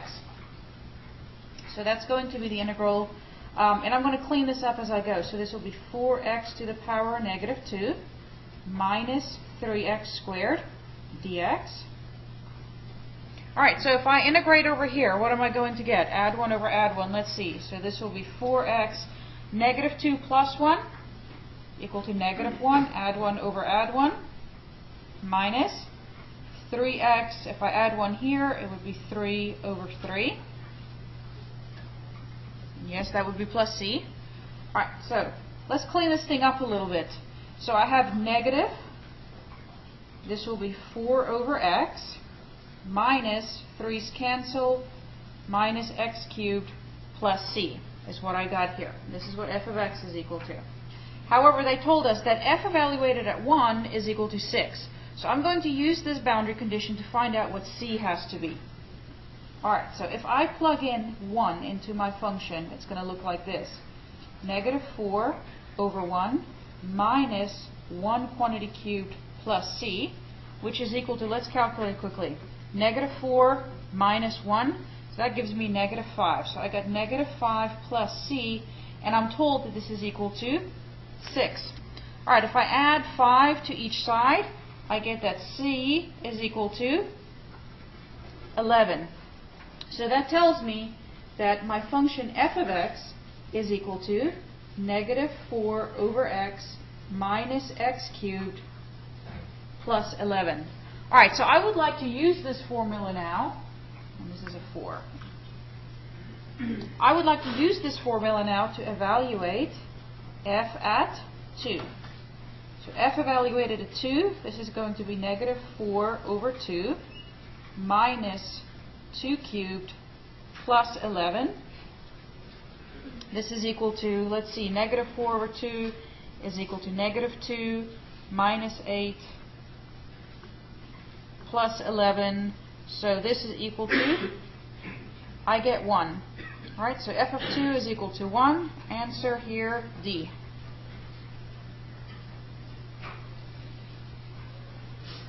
Could have left a little more space there. Go with that calculator. Alright, number 11 here says find the x-coordinate of the centroid for the region bounded by x equal to 0, y equal to 0, and the line y equals negative 3x plus 9. So I want to try and just draw a small little graph here. The line negative 3 plus 9, so my y-intercept is way up here at 9. My slope is going to be negative 3. So that means it is negative, so I'm going to go down 1, 2, 3. see, 1, 2, 3 over 1. Down 1, 2, 3 over 1. Down 1, 2, 3. So I will pass here through the point 3 and over here through the point 9. You can graph this on your calculator too. Alright, and then also, like we said, the line y equals 0, x equals 0. So I need the centroid located in this little area. Alright, so how do we find, well, actually just the x-coordinate of the centroid. How do we find the x-coordinate of the centroid? X bar is equal to the moment about y divided by the mass. So there are two things that I have to go calculate now. The moment about y and the mass. Alright, help me out quickly. What is the mass? How do we find mass? Mass is equal to rho times area. And in this case, the area is going to be the integral of this line, negative 3x plus 9 dx, on what bounds? Where are the bounds going to be here? 0 to 3. Alright, so this is going to be rho times. Let's integrate this thing. This will be negative 3x squared over 2 plus 9x evaluated from 0 to 3. Alright, so over here I'm going to get rho times plug in top minus plug in bottom. Negative 3 times 3 squared over 2 plus 9 times 3 minus plug in bottom. If you plug in the bottom, it'll simply be equal to 0, right? Alright, so this is equal to, let's see, 3 squared is equal to 9 times 3, so that's going to be negative 27 over 2, plus 9 times 3 is 27. So 27 minus a half of 27 is going to be 27 over 2. Oops, off the screen here. There you go. Double check me on your calculator because I'm kind of doing this in my head right now. Alright, so I get 27 over 2 for the mass. Alright, the next thing that we need is the moment about y. Alright, moment about y, that's the formula that kind of looks like the shell method formula. You guys remember that one? That's going to be rho times the integral from 0 to 3 of x times the function. So x times negative 3x plus 9 dx. So this will be rho times the integral from 0 to 3 of negative 3x squared plus 9x dx. And clearly, I'm going to need some extra paper here.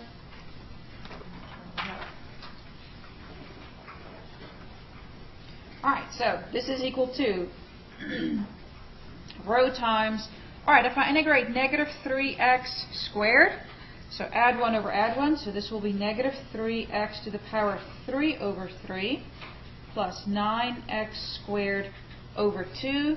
All of this evaluated from 0 to 3. Alright, so next is going to be plug in top minus plug in bottom. So this will be rho times, the 3's cancel out here, so this will be negative 3 quantity cubed plus 9 over 2 3 squared minus, again, if you plug in 0 here, simply equal to 0. So I get here that this is equal to rho times, let's see, negative 3 cubed is equal to 27, so negative 27 plus, let's see, 3 squared is equal to 9 times 9 is equal to 81, so I got 81 over 2. This is equal to, you know what, I'll stick this on the calculator. Negative 27 plus 81 over 2.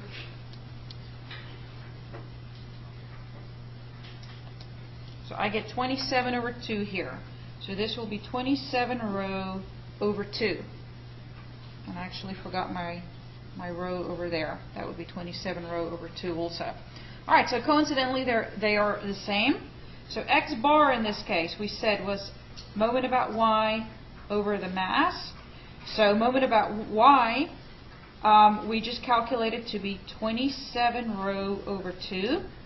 The mass we just calculated to be 27 rho over 2. So this will simplify and simply be equal to 1. So answer would be C over here. Now, what this problem should do is to remind you guys of the formulas you need to know. This would only use 2 formulas because you only have to calculate x bar. But you should go back and remind yourself of what x bar and what y bar is, this center of mass, centroid. And remind yourself of the formulas.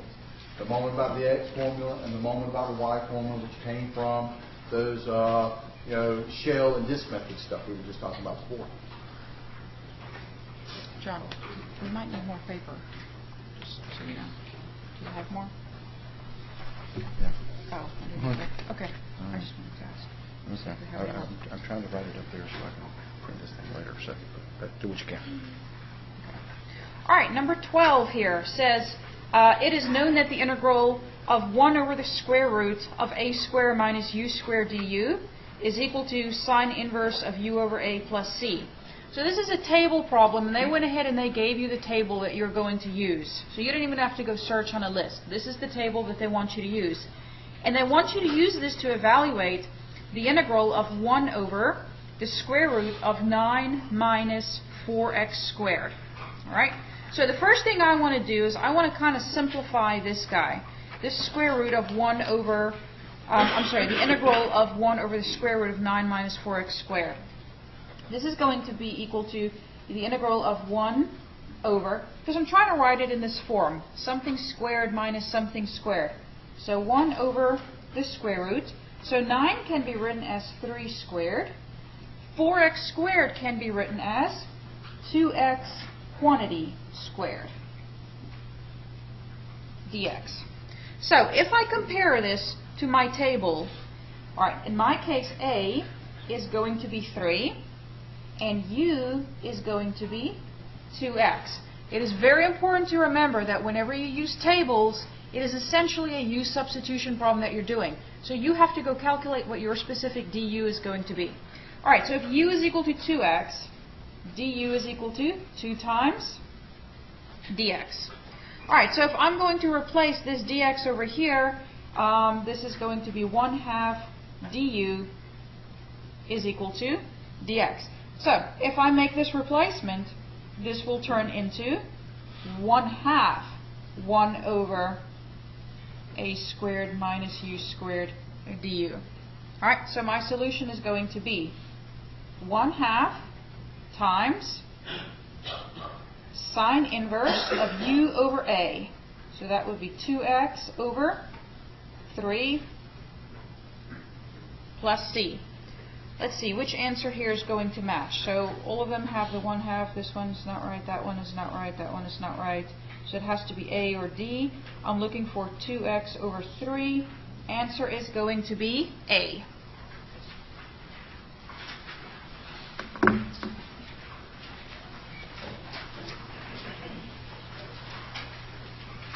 Again, like Desiree said, anytime you're using these tables, they are, in essence, U substitution. So you got to figure out what you're going to let U equal to be able to do this. Also notice this. You've just finished up part number 2. Look at the clock. It's taken, and we're going overly wordy on this stuff. We admit that. Okay, you guys can go a little bit faster on certain things. We're plugging each step and stuff like that.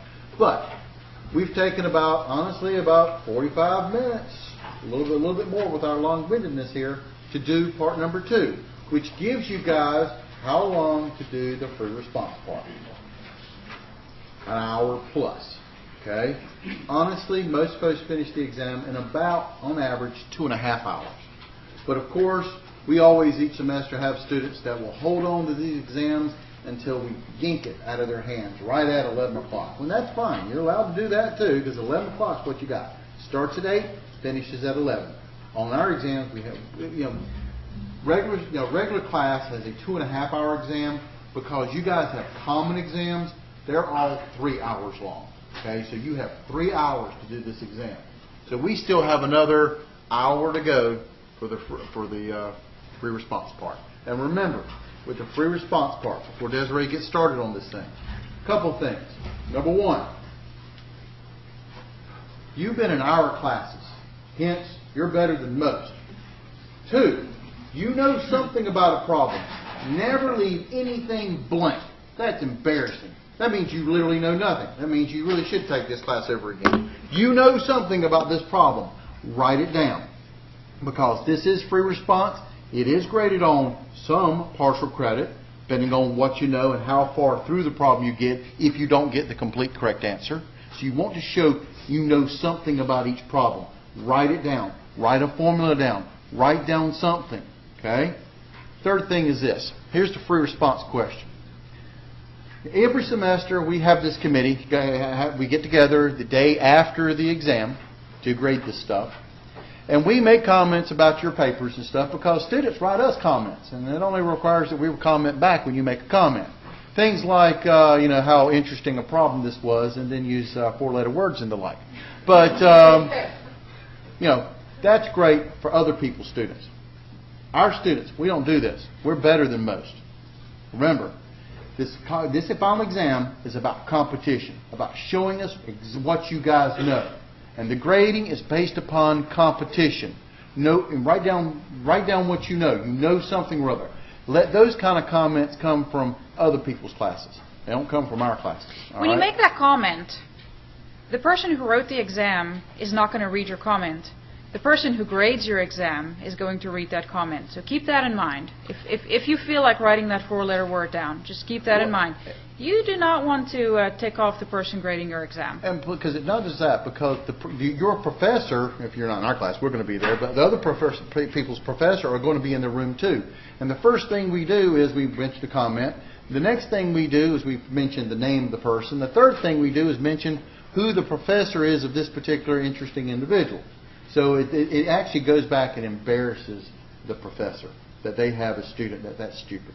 Okay, you don't do these things. I don't mind. I love making comments on stupid students. I do that all the time. But luckily, there are other people's students. Let me add a comment quickly to what John had said.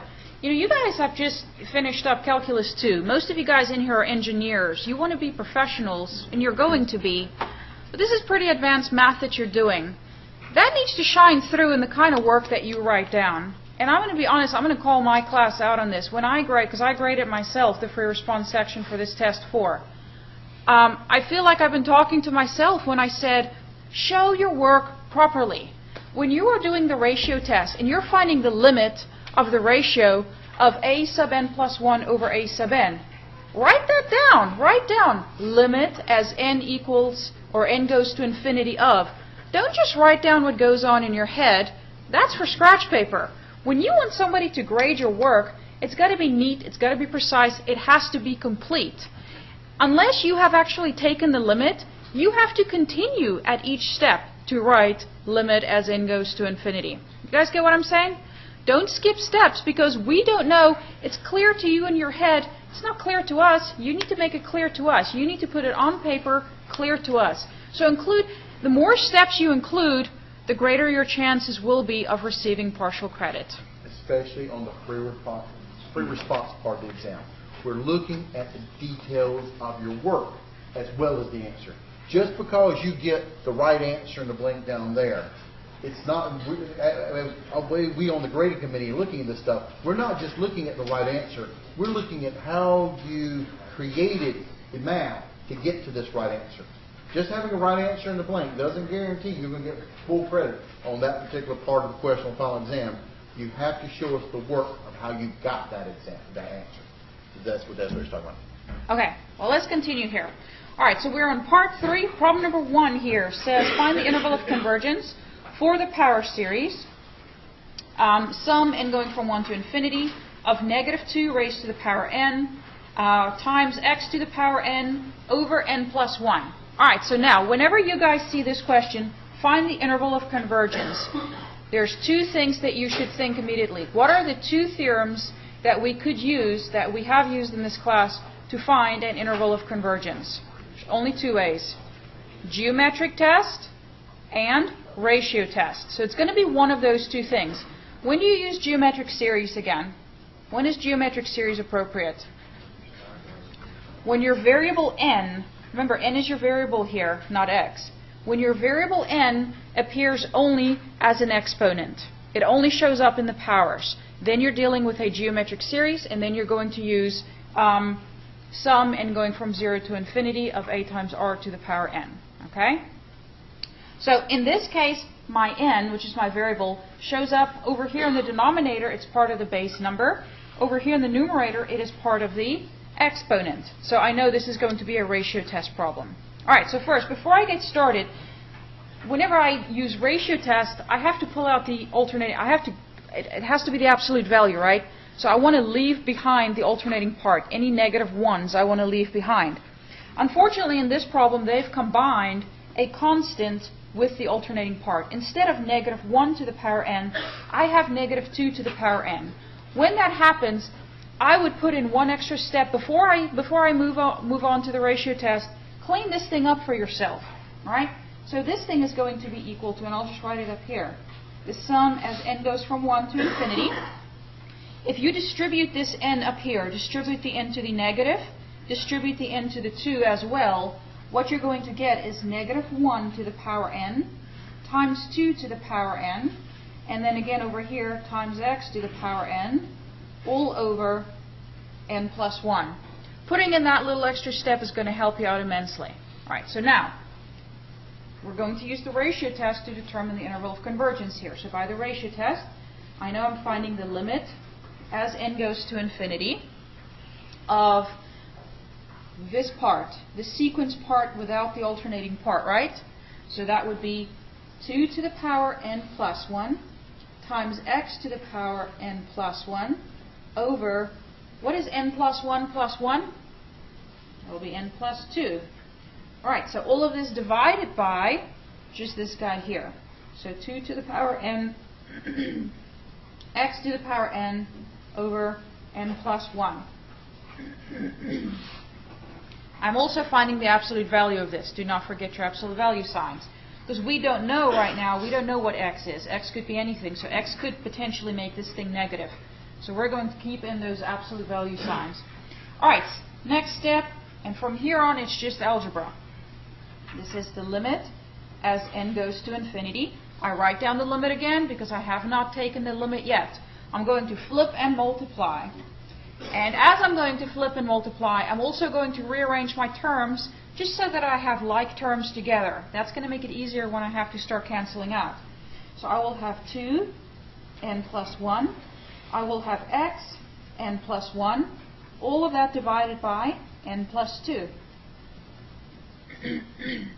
Alright, so then when I flip this denominator, I will have 2 raised to the power n, x raised to the power n, and n plus 1 will go to the top. Still absolute values.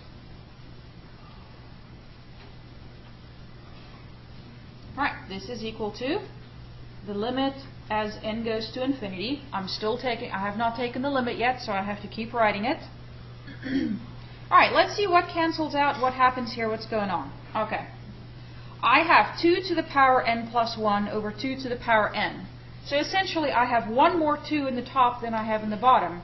When they cancel out, what is the net? What's left over? 1, 2 in the numerator. Same thing with the x's. I've got one more x in the numerator than I do in the denominator. So after I've canceled out, I'm left with 1x in the numerator. Can the n plus 1 over n plus 2, is there anything I can do there? Can anything cancel out? Not a thing. N plus 1 over n plus 2. Still absolute value, right? Alright, so I'm going to go ahead and distribute this. So this is the limit as n goes to infinity. This is a little bit of an unnecessary step. You don't have to put it in, but I'll go ahead and show it. So this will be 2x times n plus 2x, if you distribute the 2xn, over n plus 2. So now, you have to keep in mind, I know there's an x in there, and you're so used to x being your variable. We're finding the limit with respect to n. So n is my variable here. So knowing that, whenever you find a limit like this, you're going to look at the degree of the top versus the degree of the bottom. And when the degree of the top is bigger, this thing will go to infinity. When the degree of the bottom is bigger, this thing will go to 1 over infinity, which is 0. But when the degree of the top is the same as the degree of the bottom, this limit goes to the ratio of the leading coefficients. Okay? And you know that by, so that's basically L'Hopital's rule summarized for you. Okay? So by L'Hopital's rule, this thing will go to the ratio of the leading coefficients, which is equal to 2x. Alright? Leading coefficient here is 2x, leading coefficient here is 1. 2x over 1 is just simply equal to 2x. Alright, so now, by the ratio test, to guarantee convergence, this number, this L that it is going to, must be less than 1. Then it will converge. So this right here now is my equation that I'm going to use to solve for x. So whenever we have an absolute value inequality, we get to split it up by saying 2x is bound between negative and positive 1.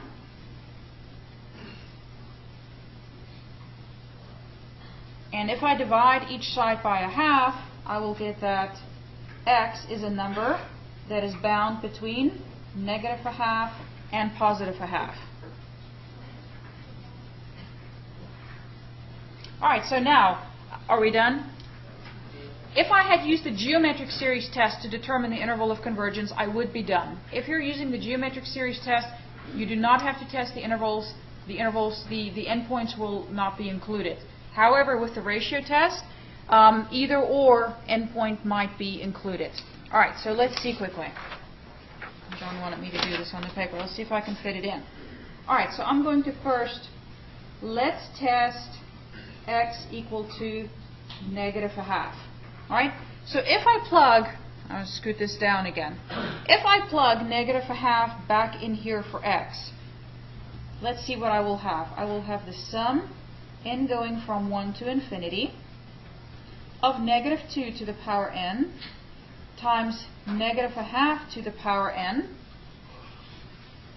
over n plus 1. Alright, so I would like to combine these two. They're both being raised to the same power, so I would like to combine. This will be equal to the sum n going from 1 to infinity. What is negative 2 times a half equal to? Negative 2 times 1, negative 2 times negative a half is equal to positive 1. So I got positive 1 to the power n over n plus 1, which essentially is just 1 over n plus 1. I'm sorry, that's like really squeezed in there now for you. Alright? Alright, so the sum n going from 1 to infinity of 1 over n plus 1 will do what? It is going to diverge. By what theorem? By comparison to the harmonic. Okay, so by comparison to the harmonic, this guy is divergent. So we know that negative a half will not be included in our interval. Let's check the other endpoint. Let's check x is equal to positive a half. Alright, if x is equal to positive a half, I will have the sum n going from 1 to infinity of negative 2 raised to the power n times positive a half to the power n over n plus 1. Again, I'm going to have to combine these two guys in the top. They're both being raised to the same power, so go ahead and combine them. So this will be the sum n going from 1 to infinity. Alright, so this time I have negative 2 times positive a half. So that is going to give me negative 1 raised to the power n over n plus 1. Alright, this guy is going to do what? By the alternating series test. What are the two things that we always check for the alternating series test? Does the limit go to 0? Does the sequence decrease? Does the limit of 1 over n plus 1 go to 0? As n goes to infinity? Yes. Is 1 over n plus 1 a decreasing sequence? Yes. So by the alternating series test, this guy is convergent. I don't care whether it's absolutely convergent or conditionally convergent. All I care is that it is convergent. Either kind of convergence will do. Alright? So, since this guy is convergent, x equal to 1/2 can be included in my interval of convergence.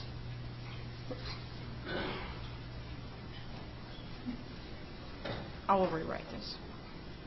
It's too slow. Sure. All right. Did that make sense? That anytime you got this, find the interval of convergence on this power series type deal, so you want to use this, you did the ratio test on this thing, but you have to check your endpoints. And stating this one was convergence by the alternating series test, this one was divergent by comparison to the harmonic series. Now, let's take a look at this next guy. Now we're on problem number 2. Couple of things. When you're looking at this test, we just decide every semester we do the exam just before it. So this was last semester exam.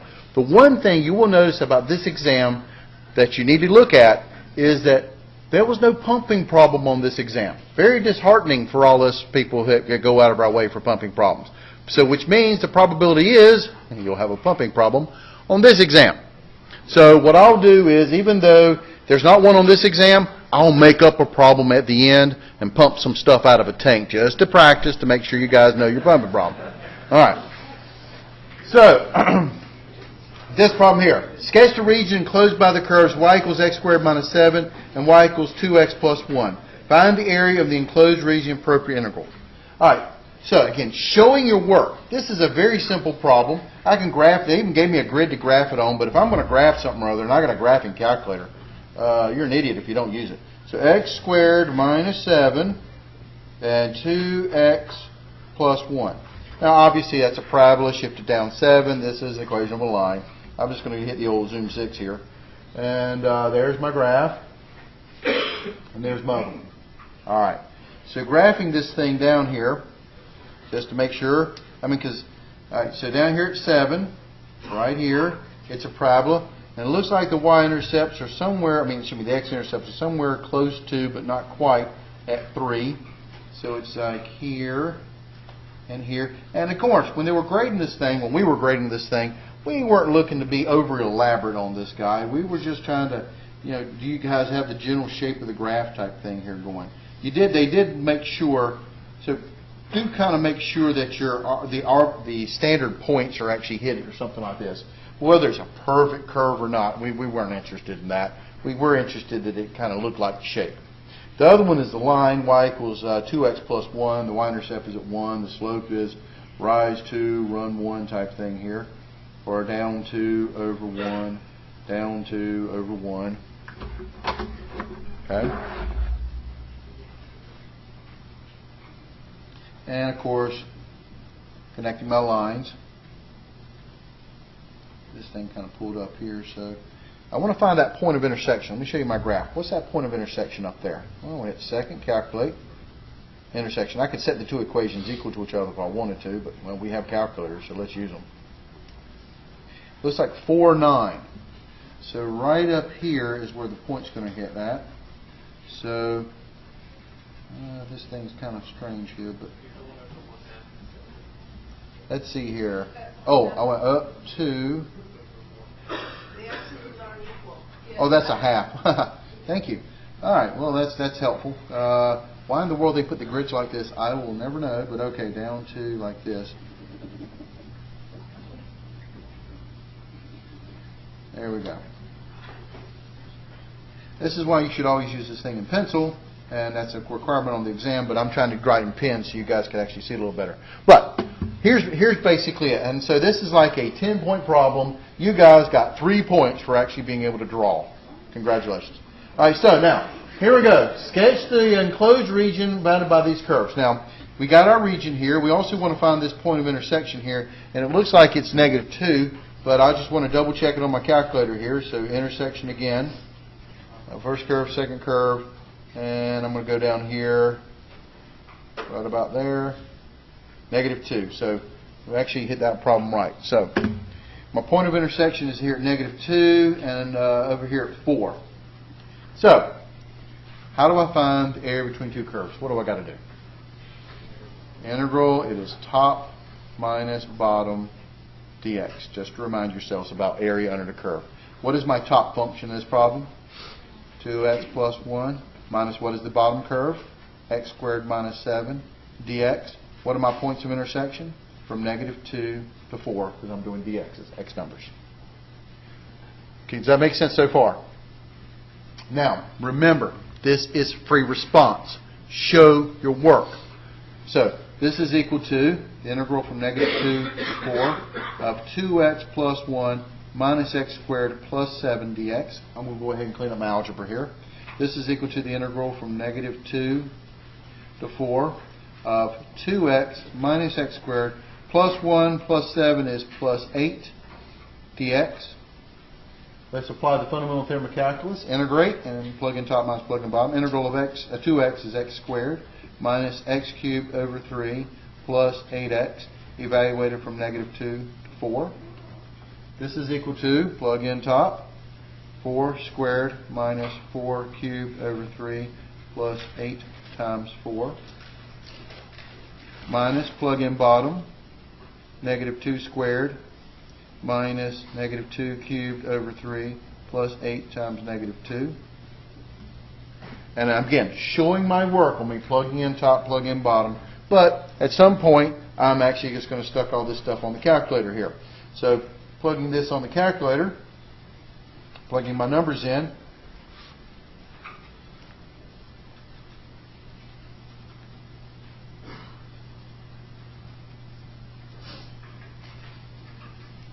I get this. And double check me on this just to make sure I typed in right. I got 36. Did you guys get 36? Okay, so the answer is 36. But, you know what? I could have screwed this thing up. So you know what I'm going to do here?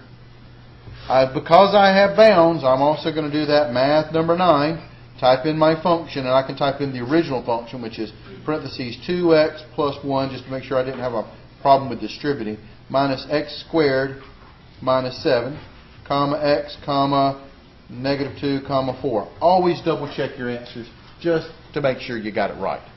And, you know, if they put some kind of units on this thing, they said this was, all these blocks are measured in feet, then what would this, don't forget this, what would you put? 36 what? Feet squared. Pay attention to units when they give you guys units on these problems. Area would be square, volume would be cubed. Does that make sense? Does that make sense? Questions?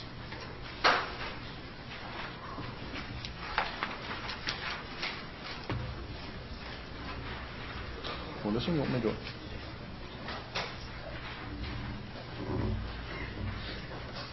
All right? I'll do this one. You do the next one. I know. All right. So here's the problem here. Find the partial fraction. You want to do it? Okay, I'll do this one. You do the next one. All right. Find the partial fraction expansion of r equals 2x minus 8 divided by x squared plus 4x. And show your work. Partial fraction expansion. All right. Remember, when are you going to use partial fractions? You're going to use partial fractions when, number one, you're going to either have a fraction or are going to integrate a fraction. But to use partial fractions, remember, the degree of the top has to be less than the degree of the bottom. Let's say, for example, if the degree of the top was equal to or bigger than the degree of the bottom, what would you have to use? Long division. You got to divide the guy out. Just to remind you guys, some old test questions here, in case you may see that. But this one, degree of the top is less degree of the bottom. And the second thing you're going to use partial fractions is the denominator has to do what? Factor. Does our denominator factor? Can you factor that denominator? 2x minus 8 over x times x plus 4. Yes, I can definitely factor out an x out of it. So what would this guy look like if I was going to do partial fractions on this thing? I'm going to bust up my denominator over the parts of my fraction. There's x times x plus 4. What would go in the numerators? A and B. Because these have to be proper fractions. These are degree 0, these are degree 1, so the numerators have to be degree 0. They're going to be constants. Does that make sense? I'm a big fan of the annihilator method. Some professors like to use the systems of equations with coefficient method. It's up to you guys, but however you want to solve for A and B, that's what they're after. And there's multiple ways to do this. I'm going to go with the easiest way. The easiest way is take this equation, multiply by your common denominator, x times x plus 4. That gives me 2x minus 8 is equal to a times x plus 4 plus b times x. Does that make sense? All right. Now, this equation works for all x's. What x's do you suggest I choose, called the annihilator method, to be able to do this problem?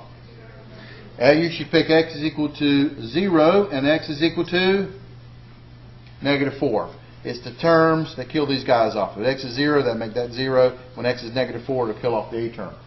Plugging it in into my equation here, plug in 0. 2 times 0 is 0, minus 8 is minus 8, is equal to 4 times a, which means a is equal to negative 2.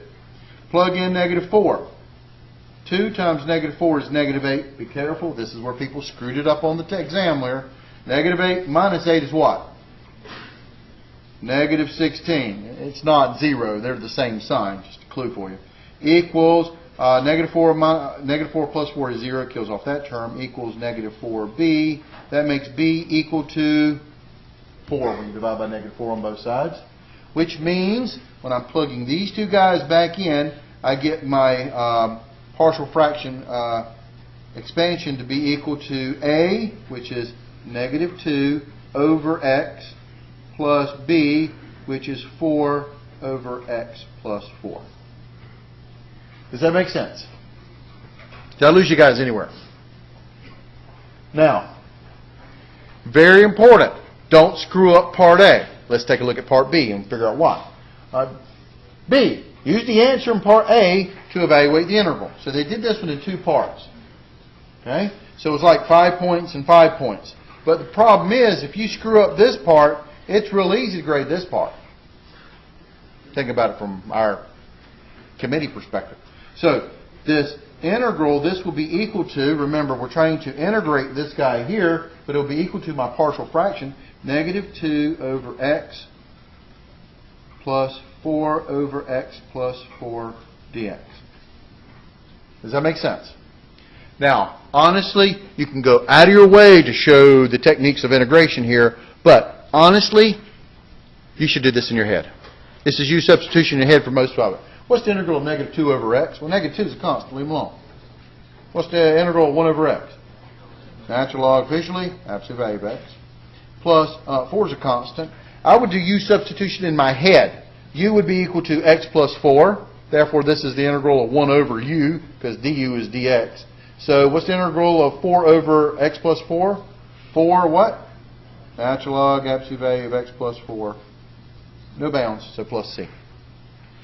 And I can put that down here at my blank. Negative 2 natural log of x plus 4 natural log of x plus 4 plus c. Honestly, this is what we wanted to show you. But if this was a more elaborate function to integrate, show your work and how you integrate. If it was a real major u substitution or something like that, integration by parts, show your work. This one, there's no real work to show. We do expect you guys to do a lot of this stuff in your head. Yes, sir? When they count you off at the point where you just said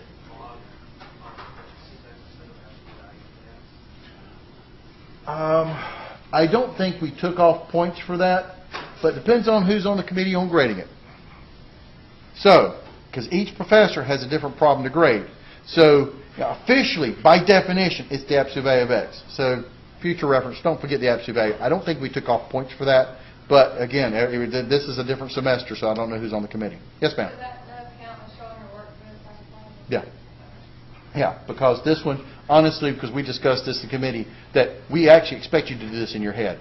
But if it was a more elaborate problem, do show some more work. But this one's easy. We gave you guys a couple of things to memorize. Anything like, the integral of e to the 2x dx is going to be 1/2 e to the 2x, right? Things like that you don't have to go and show the u substitution for. We know that those things are easy enough to do in your head. Sine of 2x. What's the integral of sine of 2x dx? Those kinds of things. If there's just a simple constant, or if it is a, 1 over X plus 4. a linear expression without a coefficient. So if it's simple enough like that, that's fine. You don't have to show. Yours. All right, I can remind myself what the trapezoidal rule is. All right, number 4a says use the trapezoidal rule with n equal to 3 to estimate the value of I equals the integral from 1 to 4 of 1 over 2x minus 1 dx. All right, so to use the trapezoidal rule, let's just write down a couple things first. All right, so first of all, trapezoidal rule. We're finding t sub 3 here. Or in general, t sub n is going to be delta x divided by 2 times the function evaluated at a, or x sub 0, plus 2 times the function evaluated at x sub 1, 2 times the function evaluated at x sub 2, all the way up to 2 times the function evaluated at x sub n minus 1, plus f of b. Alright, so that's just a reminder of what the trapezoidal rule says. Alright, the other thing, let's go ahead and find delta x. Remember, delta x is b minus a over n. In looking at this problem, and this is a great problem, but look at this problem. This one says trapezoidal rule. Your exam may say Simpson's rule or midpoint rule. Make sure you know your formulas. Yes, we both know. We gave you the calculator program. So make sure you got them on the calculator, by the way, before you walk the exam. But make sure you got your calculator program. That's awesome. And that's exactly what a ton of people did on this particular problem. They used their calculator to give an answer at the bottom page. And how many points do you think they got on a 10-point problem? 0. We know the calculator. We know you have the correct code program. We allow you to use the calculator program because we're going to be plugging some major numbers into this thing. It's easy to screw up.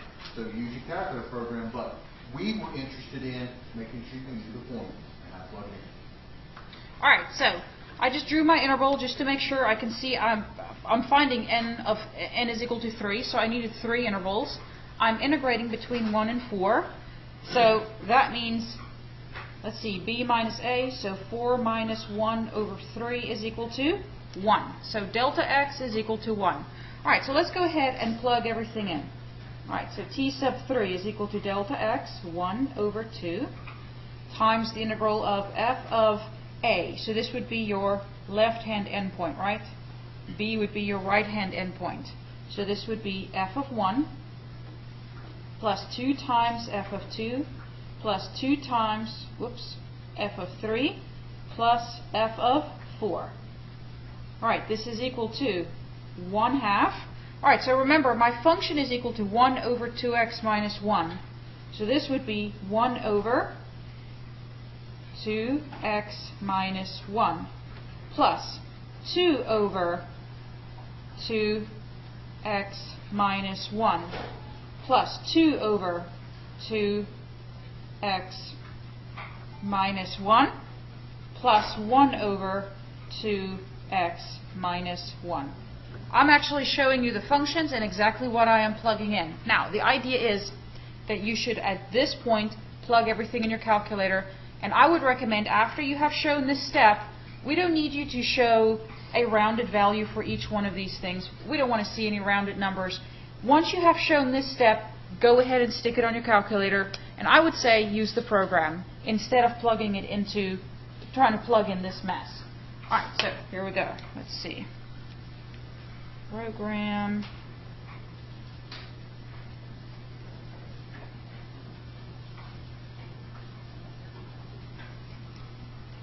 Yeah.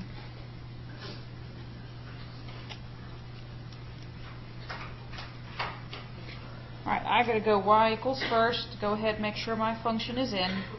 1 over 2x minus 1. So here's a great time right now to make sure your program's working on your calculator. Is what we're really trying to tell you to do. So go ahead and put this program on your calculator. Follow along with Desiree. Make sure your program is working. Second quit. Going to go to program. Go all the way down to Riemann. And I'm going to enter an A is equal to 1. B is equal to 4.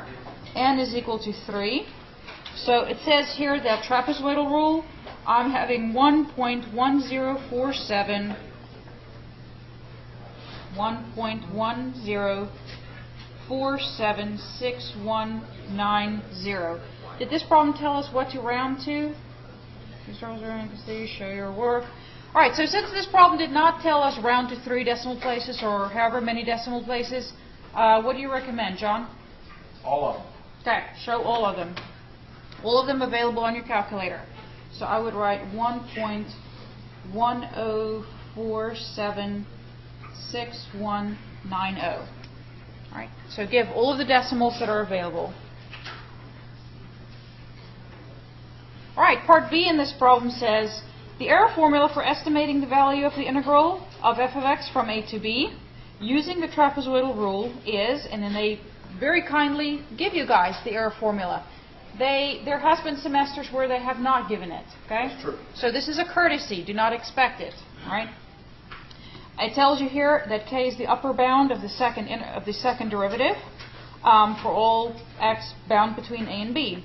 Use this formula to estimate the value of the error in part A using the smallest possible value for k. Be sure to show how you find k. All right, so our first job here is to find k. So remember, to find k, we need the second derivative. So to find the second derivative, I need the function. So 1 over 2x minus 1. All right, so first derivative here. First derivative of x is going to be derivative of the top, 0, times the bottom, 2x minus 1, minus the top, 1, times derivative of the bottom, which is 2, all over the bottom squared. So 2x minus 1 quantity squared. So this is equal to, if you clean it up, 2 over 2x minus 1 quantity squared. Alright, but I need the second derivative. Did it? Oh, it's negative 2. I'm sorry, you're right. Thank you. It is negative 2. Alright, so second derivative, f double prime, is going to be, again, derivative of the top, which will be 0, times the bottom, 2x minus 1 squared, minus the top, negative 2, times derivative of the bottom. So now, for derivative of the bottom, I need chain rule. What is the derivative of 2x minus 1 quantity squared? Derivative of the outside, 2x minus 1, times derivative of the inside. Alright? All of this over the bottom squared. 2x minus 1 squared will give me a power 4. This is equal to, if I clean up, so this whole term is 0. Negative will make this thing positive. So I got 2 times 2 times 2, so that will be 8. So I got 8 times 2x minus 1 over 2x minus 1 to the power 4. I wouldn't bother cleaning this up much more. What I would do, though, is graph this thing on my calculator.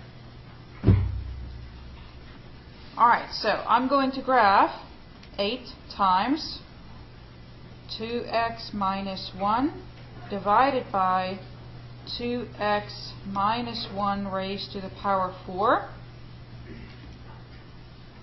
And the only reason I'm graphing it is I just want to see which direction this thing goes. Alright, so if you can see my calculator, I'm going to draw this picture for you. In the first quadrant, this graph looks like this. Right. So remember, my interval that I'm interested in is the interval from 1 to 4. So on this interval 1 to 4, where does this function reach its maximum value? At 1, right here. There's the farthest distance away from the x-axis, right? So k will be equal to the second derivative evaluated at 1. I need to find this value. This value right here is going to be my k. So the second derivative evaluated at 1, I know the second derivative is 8 times 2x minus 1 all over 2x minus 1 to the power 4. Again, I'm just going to put this in my calculator. This will be 8 over, I don't even need to. This is going to be 1 times 8. This is going to be just over 1. So this is just simply equal to 8. Right? And this is a very, very important step. I believe that finding k is going to be worth definitely more than half of the credit for this part. And that's where most students screwed this thing up at. They couldn't find the second derivative, more or less figure out what k was, because they didn't remember from their professor or whatever how to find this k value. And you're kind of in trouble because this whole formula is based upon k. So if you can't get the k value, you're pretty much dead in the water. And let's just remind yourself of the formulas, just in case they don't give them to you on the exam. This was the trapezoidal rule. Look at the formula. It's k times b minus a cubed over 12n squared. What was it for the midpoint rule? You remember? It's k times b minus a quantity cubed divided by 24n squared. You double the bottom. That's all you had to do. What about Simpson's rule? Remember that one? K times b minus a to the fifth divided by 180 into the fourth. And k was the maximum value of the fourth derivative with Simpson's rule. Just remind yourselves. Honestly, in the last three years of exams, they've given you the formula with this stuff. But about 4 years ago, they gave them this and they gave them the formula. And you can imagine what the answers were on that one. Pretty much it was easy to grade because nobody did anything. It was all blank and they went to the next I problem. believe those were the 4-letter words. Yeah. 4-letter words in the math department there. All right, so I went ahead and I plugged in for you guys. We have the formula here. K is 8, b minus a, 4 minus 1, quantity cubed, 12 times n, which was 3 squared. And so it's simply a matter of punching this into your calculator. All right, so this is 8 times 3 quantity cubed divided by 12 times 3 squared. I get here that the error is less than 2. Did I do it right? I think so. Yeah. All right, so just fill in your answers down here. K is equal to 8. Error is less than or equal to 2. Okay, one problem. You got I know. 2 minutes to do it. Oh, I got more than that. Okay. All right. And this makes sense. And by the way, it doesn't say on here, but how did I know what A and B was? This was a part B to a part A where they gave you the formula, and there's your A and B. So I just want to make sure everyone understood where the A and B came from. All right.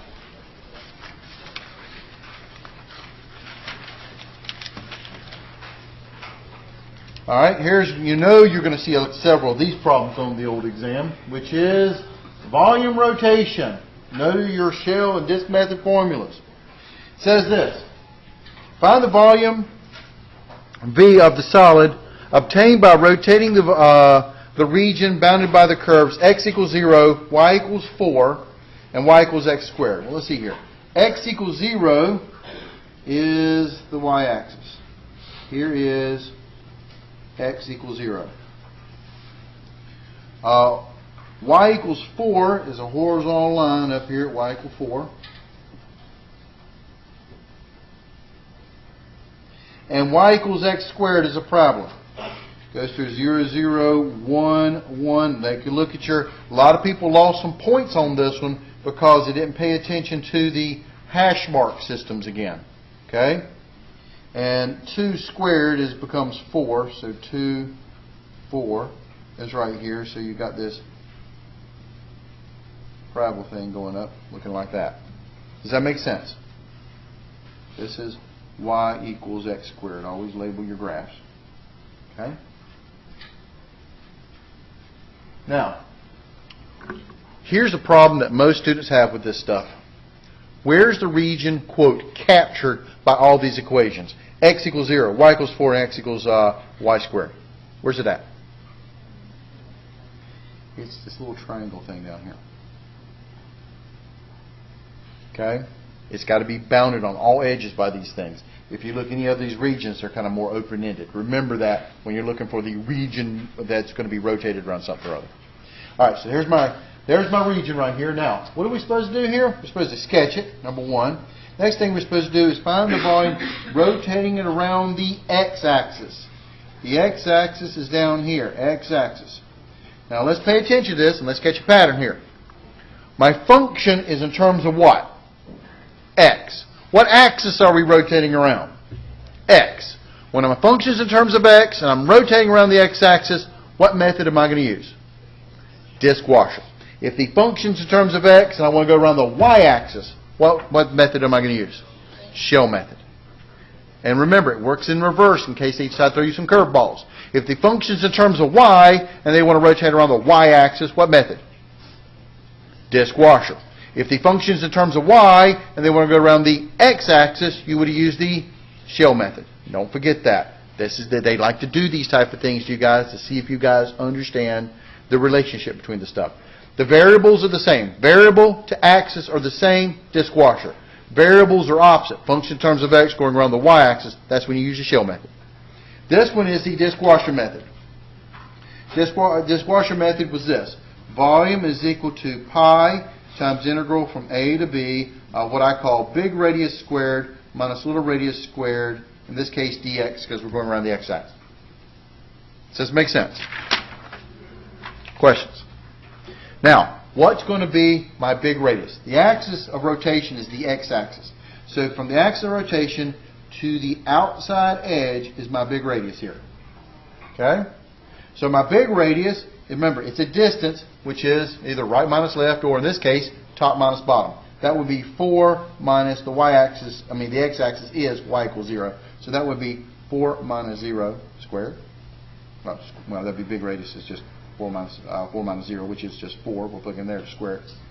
And the little radius would be top minus bottom. Here's where my little radius is going to be at, which would be x squared minus 0, which is just x squared. Okay, slide it up here.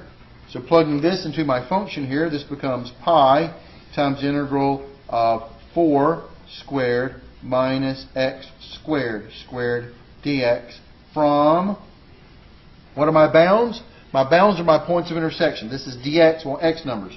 X equals 0 to x equals what? 2. So that would be from 0 to 2. They were looking at how you set this thing up. They were looking at the function here. Then they want you to find it, so now we're going to look at the integral.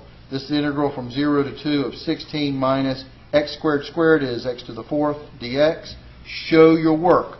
Pi times the integral of 16 is 16x minus x to the 5th over 5, evaluated from 0 to 2. Applying the fundamental theorem of calculus stuff here, this is pi times 16 minus times 16 times 5, it's times 2. Plug in top. 16 times 2 minus 2 to the 5th divided by 5. Minus pi times, when you plug in 0, you pretty much get 0. That's easy to do. 16 times 2, this will be pi times 16 times 2, last time I checked was 32, minus 2 to the 5th. 2 to the 5th was also 32. 32 fifths. Right? 32, good. 32 fifths, which is equal to 32 minus 32 fifths. Again on my calculator, they would have accepted 25.6 for those decimal fans. For those people who love fractions in here, also known as 128 over 5 pi. And I will do that. So now, putting my answer in my blank, either one you want, 128 over 5 pi. But the amazing comment that I got from pretty much all the professors that were at this grading event that we happen to have every year was this. 99.9% of my students also put this. What should you also put? There you go. My guys, that in again. Good. Units cubed, because it is volume. Okay? Yes, question. Yeah, pretty much. That'd be fine too. Because in this problem they didn't give you units, but sometimes they do. So if it's feet or centimeters or meters or whatever, then it's going to be meters cubed or whatever. If you put u cubed, we'll know what you mean. Yeah. This makes sense. Now I was going to do one more problem for you guys before we leave, just to remind you guys on what to do. Because you've noticed it was not on this exam. This is why don't let this be the only exam you guys study. There are other exams out there. Go study them. Okay? And if you're from my class, I even put you links to the old exams and stuff like that we did these videos for last year. Likelihood is. Okay? Let's talk about the likelihood of you guys getting a pumping problem. What is the likelihood of you guys getting a pumping problem? I'd say 90%. Why? Because it wasn't on last year's exam. So therefore we're missing it. We need exactly. to do this. I'd say 9 out of 10 exams always has a pumping problem on the free response. They didn't have one last semester, so actually I think that increases the odds. Okay? So pumping problem on the free response. So one of those 5 big questions. Yeah. What do you think the shape of the tank would be? That is wide open. What's that? Is it going to be tricky? We don't know. We don't. You know, when we get to see the final exam, the same time you guys do, because they are officially locked up. The professors of the exam don't get to make up the exam. To be on the committee to make up the exam, you have to be not teaching that course this particular semester. Okay?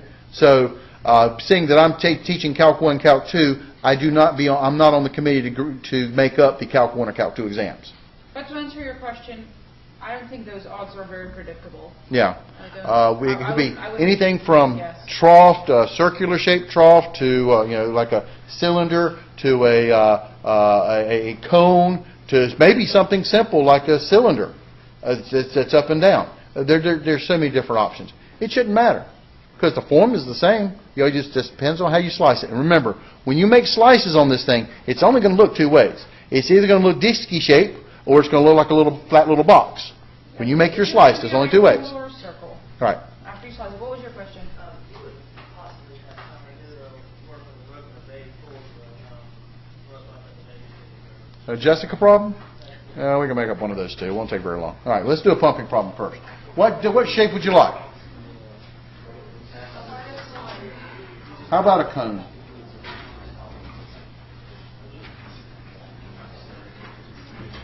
A cone. I haven't seen the cone one in a while, so maybe it's time for a cone one. No, All right. the last one they did was a cone. Really? Well, we're going to do a cone anyway because I just drew it. All right, so. All right, so. You're probably right. How high is your cone? Let's say it is 10 feet. What's the radius on this here cone? Let's say it is 5 feet. It is full of water. All right? It is full of water. Well, find the work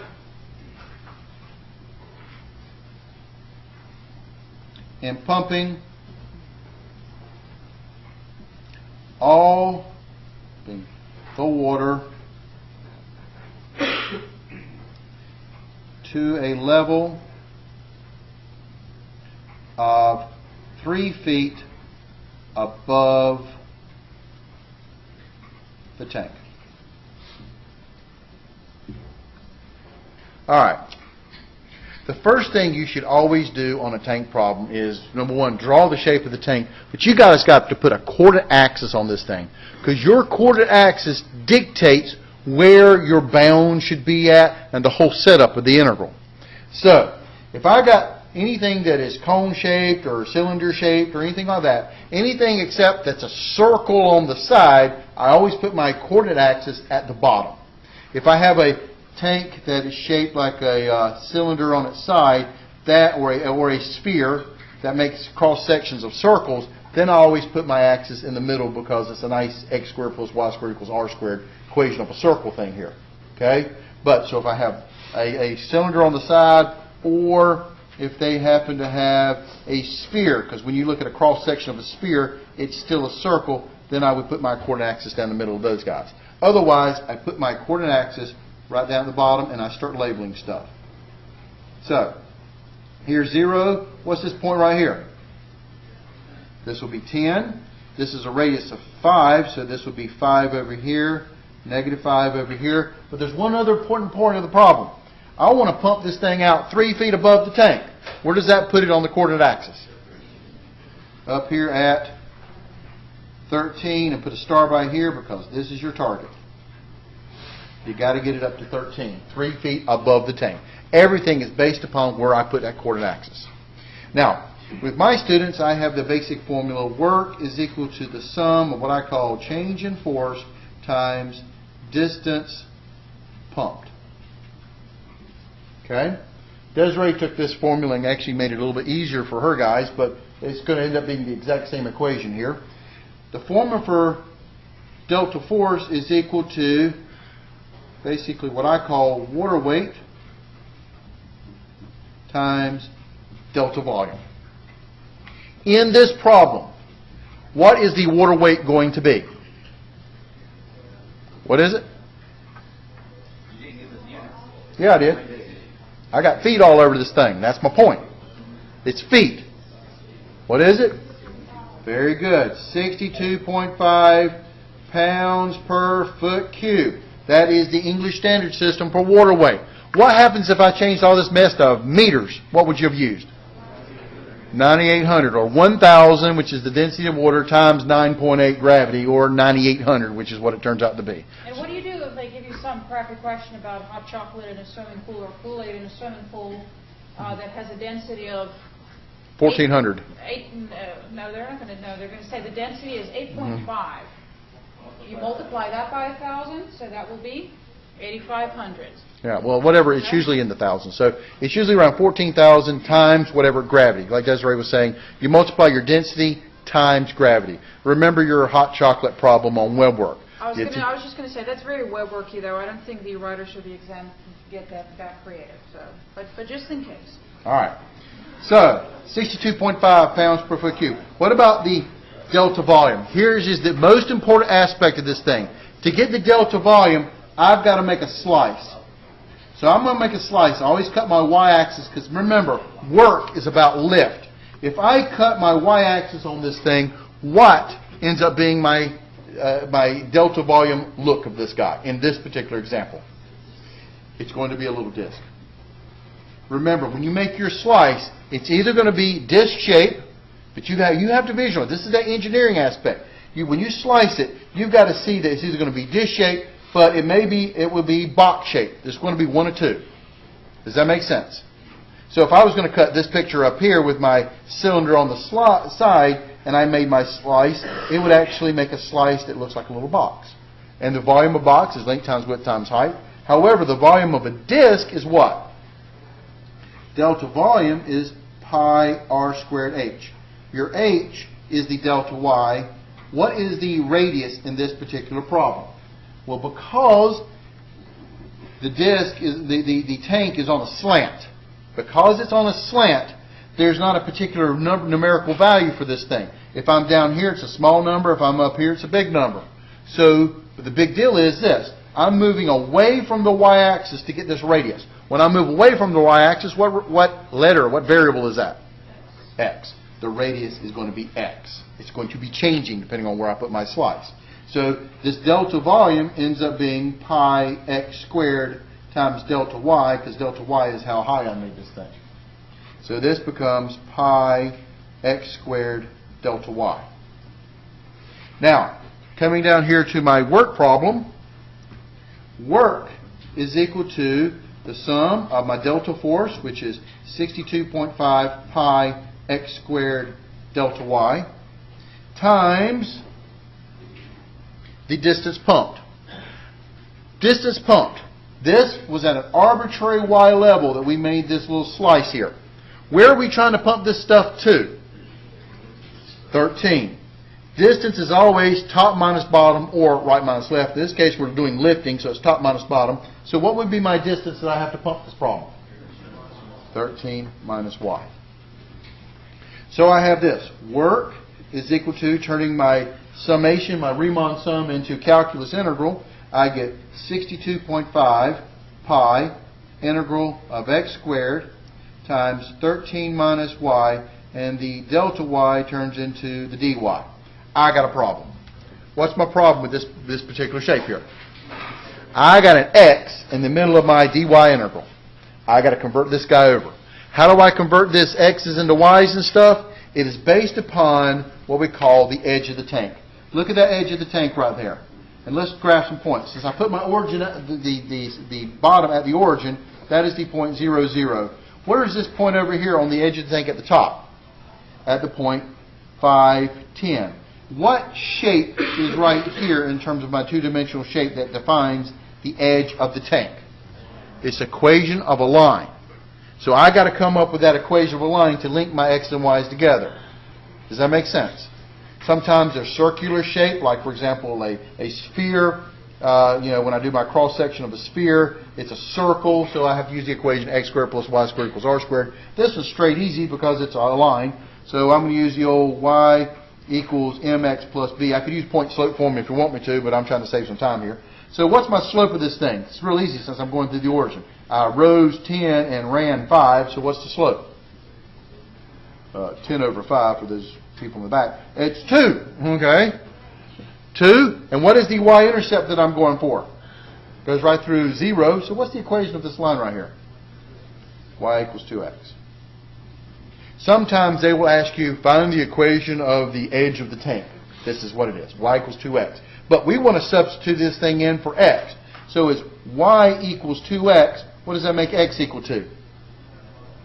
Y divided by 2. So this is 62.5 pi times integral of y divided by 2, substituting in, quantity squared, times 13 minus y dy. What are my bounds? Very good. Remember, your bounds are where the stuff you want to remove. If I want to remove all the water, my bounds are between 0 and 10. If I tell you I just want to remove the top, if I want to remove half the water, what would my bounds have been? Nope, not 0 to 5. 5 to 10. Because if you remove the water, what part, if you remove half the water, which part gets removed? The top half or the bottom half? The top half. So you have to integrate from 5 to 10. Does that make sense? You integrate over what's being removed. So this is my formula for the integral. And with something this elaborate, you'll probably be told, this will be on the free response part, use your calculator to integrate. We did the same thing on our tests and stuff. Does that make sense? Questions? Yeah? It's 13 instead of 10 because it has to go the extra 3 feet, right? Right. But it's 0 to 10 because that's where the water is. The 13 comes in with the lift because I got to lift it above the tank. That's that distance that I have to pump. That's where the 13 comes from. Does this make sense? Go back and it depends on the shape of the tank what the equation is going to look like, but the setup for any one of these things is always the same. The one last question is something about a Jessica problem. All right, so I've got like 2 seconds to do this one. Let's see what we can do with this. All right. What about if we have like a rope? Let's see here. We have a building here. All right, and let's say this is a 100-foot building. And I happen to have a bucket down here at the bottom that weighs 20 pounds. 20 pounds, sorry, 20 pounds. And I got a rope attached to this thing going all the way up here. And the rope weighs 2 pounds per foot. So it's quite a heavy rope here, because I'm just making up numbers as I go. The question is this. Find the work done in lifting the bucket and the rope to the top of the building. Work is equal to what? Well, there's 2 things. The big deal is it's force times distance. Also, work is equal to the sum of the change in force times distance. 2 major formulas you're supposed to know. Because to calculate the work of the system, you've got 2 things going on here. I got to lift the bucket and I got to lift the rope. The bucket's real easy. That'll be the lifting of the bucket plus the work on lifting up the rope. Does that make sense? The bucket is easy because the bucket weighs 20 pounds. And how far do I have to lift it? 100 feet. So how much work is in the bucket? What is 20 times 100? 2,000 what? Foot-pounds. Okay? What about the work on the rope? That's what everybody's interested in. The work on the rope is the summation of the change in force. If I look at a little piece of rope right here, how much is that rope going to weigh right there? Well, the rope weighs 2 pounds per foot. So that's 2 pounds per foot, times a little delta y, which is how much rope I gave you. That's delta y there. Now, times the distance I have to lift this thing. This is at an arbitrary y level. Where am I lifting it to? So I'm lifting up here to 100 because I put my coordinate axis at the bottom. So this is 100 up here. So what's my lift? 100 minus y. So you see the same setup as we did with the pumping problems. So this is equal to work on the rope is equal to, converting this into calculus, summation turns into integral. This is 2 times 100 minus y, and the delta y turns into a dy. What are my bounds on this problem? I'm trying to lift the entire rope up to the top of the building. So where is my bounds? 0 to 100. Listen to my question. Let's say I only wanted to lift this rope halfway up the building. What would my bounds be if I'm going to lift it halfway up the building? No 152 this problem. No. Now my bounds, see, the setup's the same. It is 0 to 50. Why 0 to 50? If I lift it up halfway up, what got removed? What's not there anymore? The bottom half of the rope. That's what you have to integrate over. It's what's being removed. Does that make sense? All right. So this one you can do, and we can do it on the calculator because it's real easy, and we're trying to do it based on time here.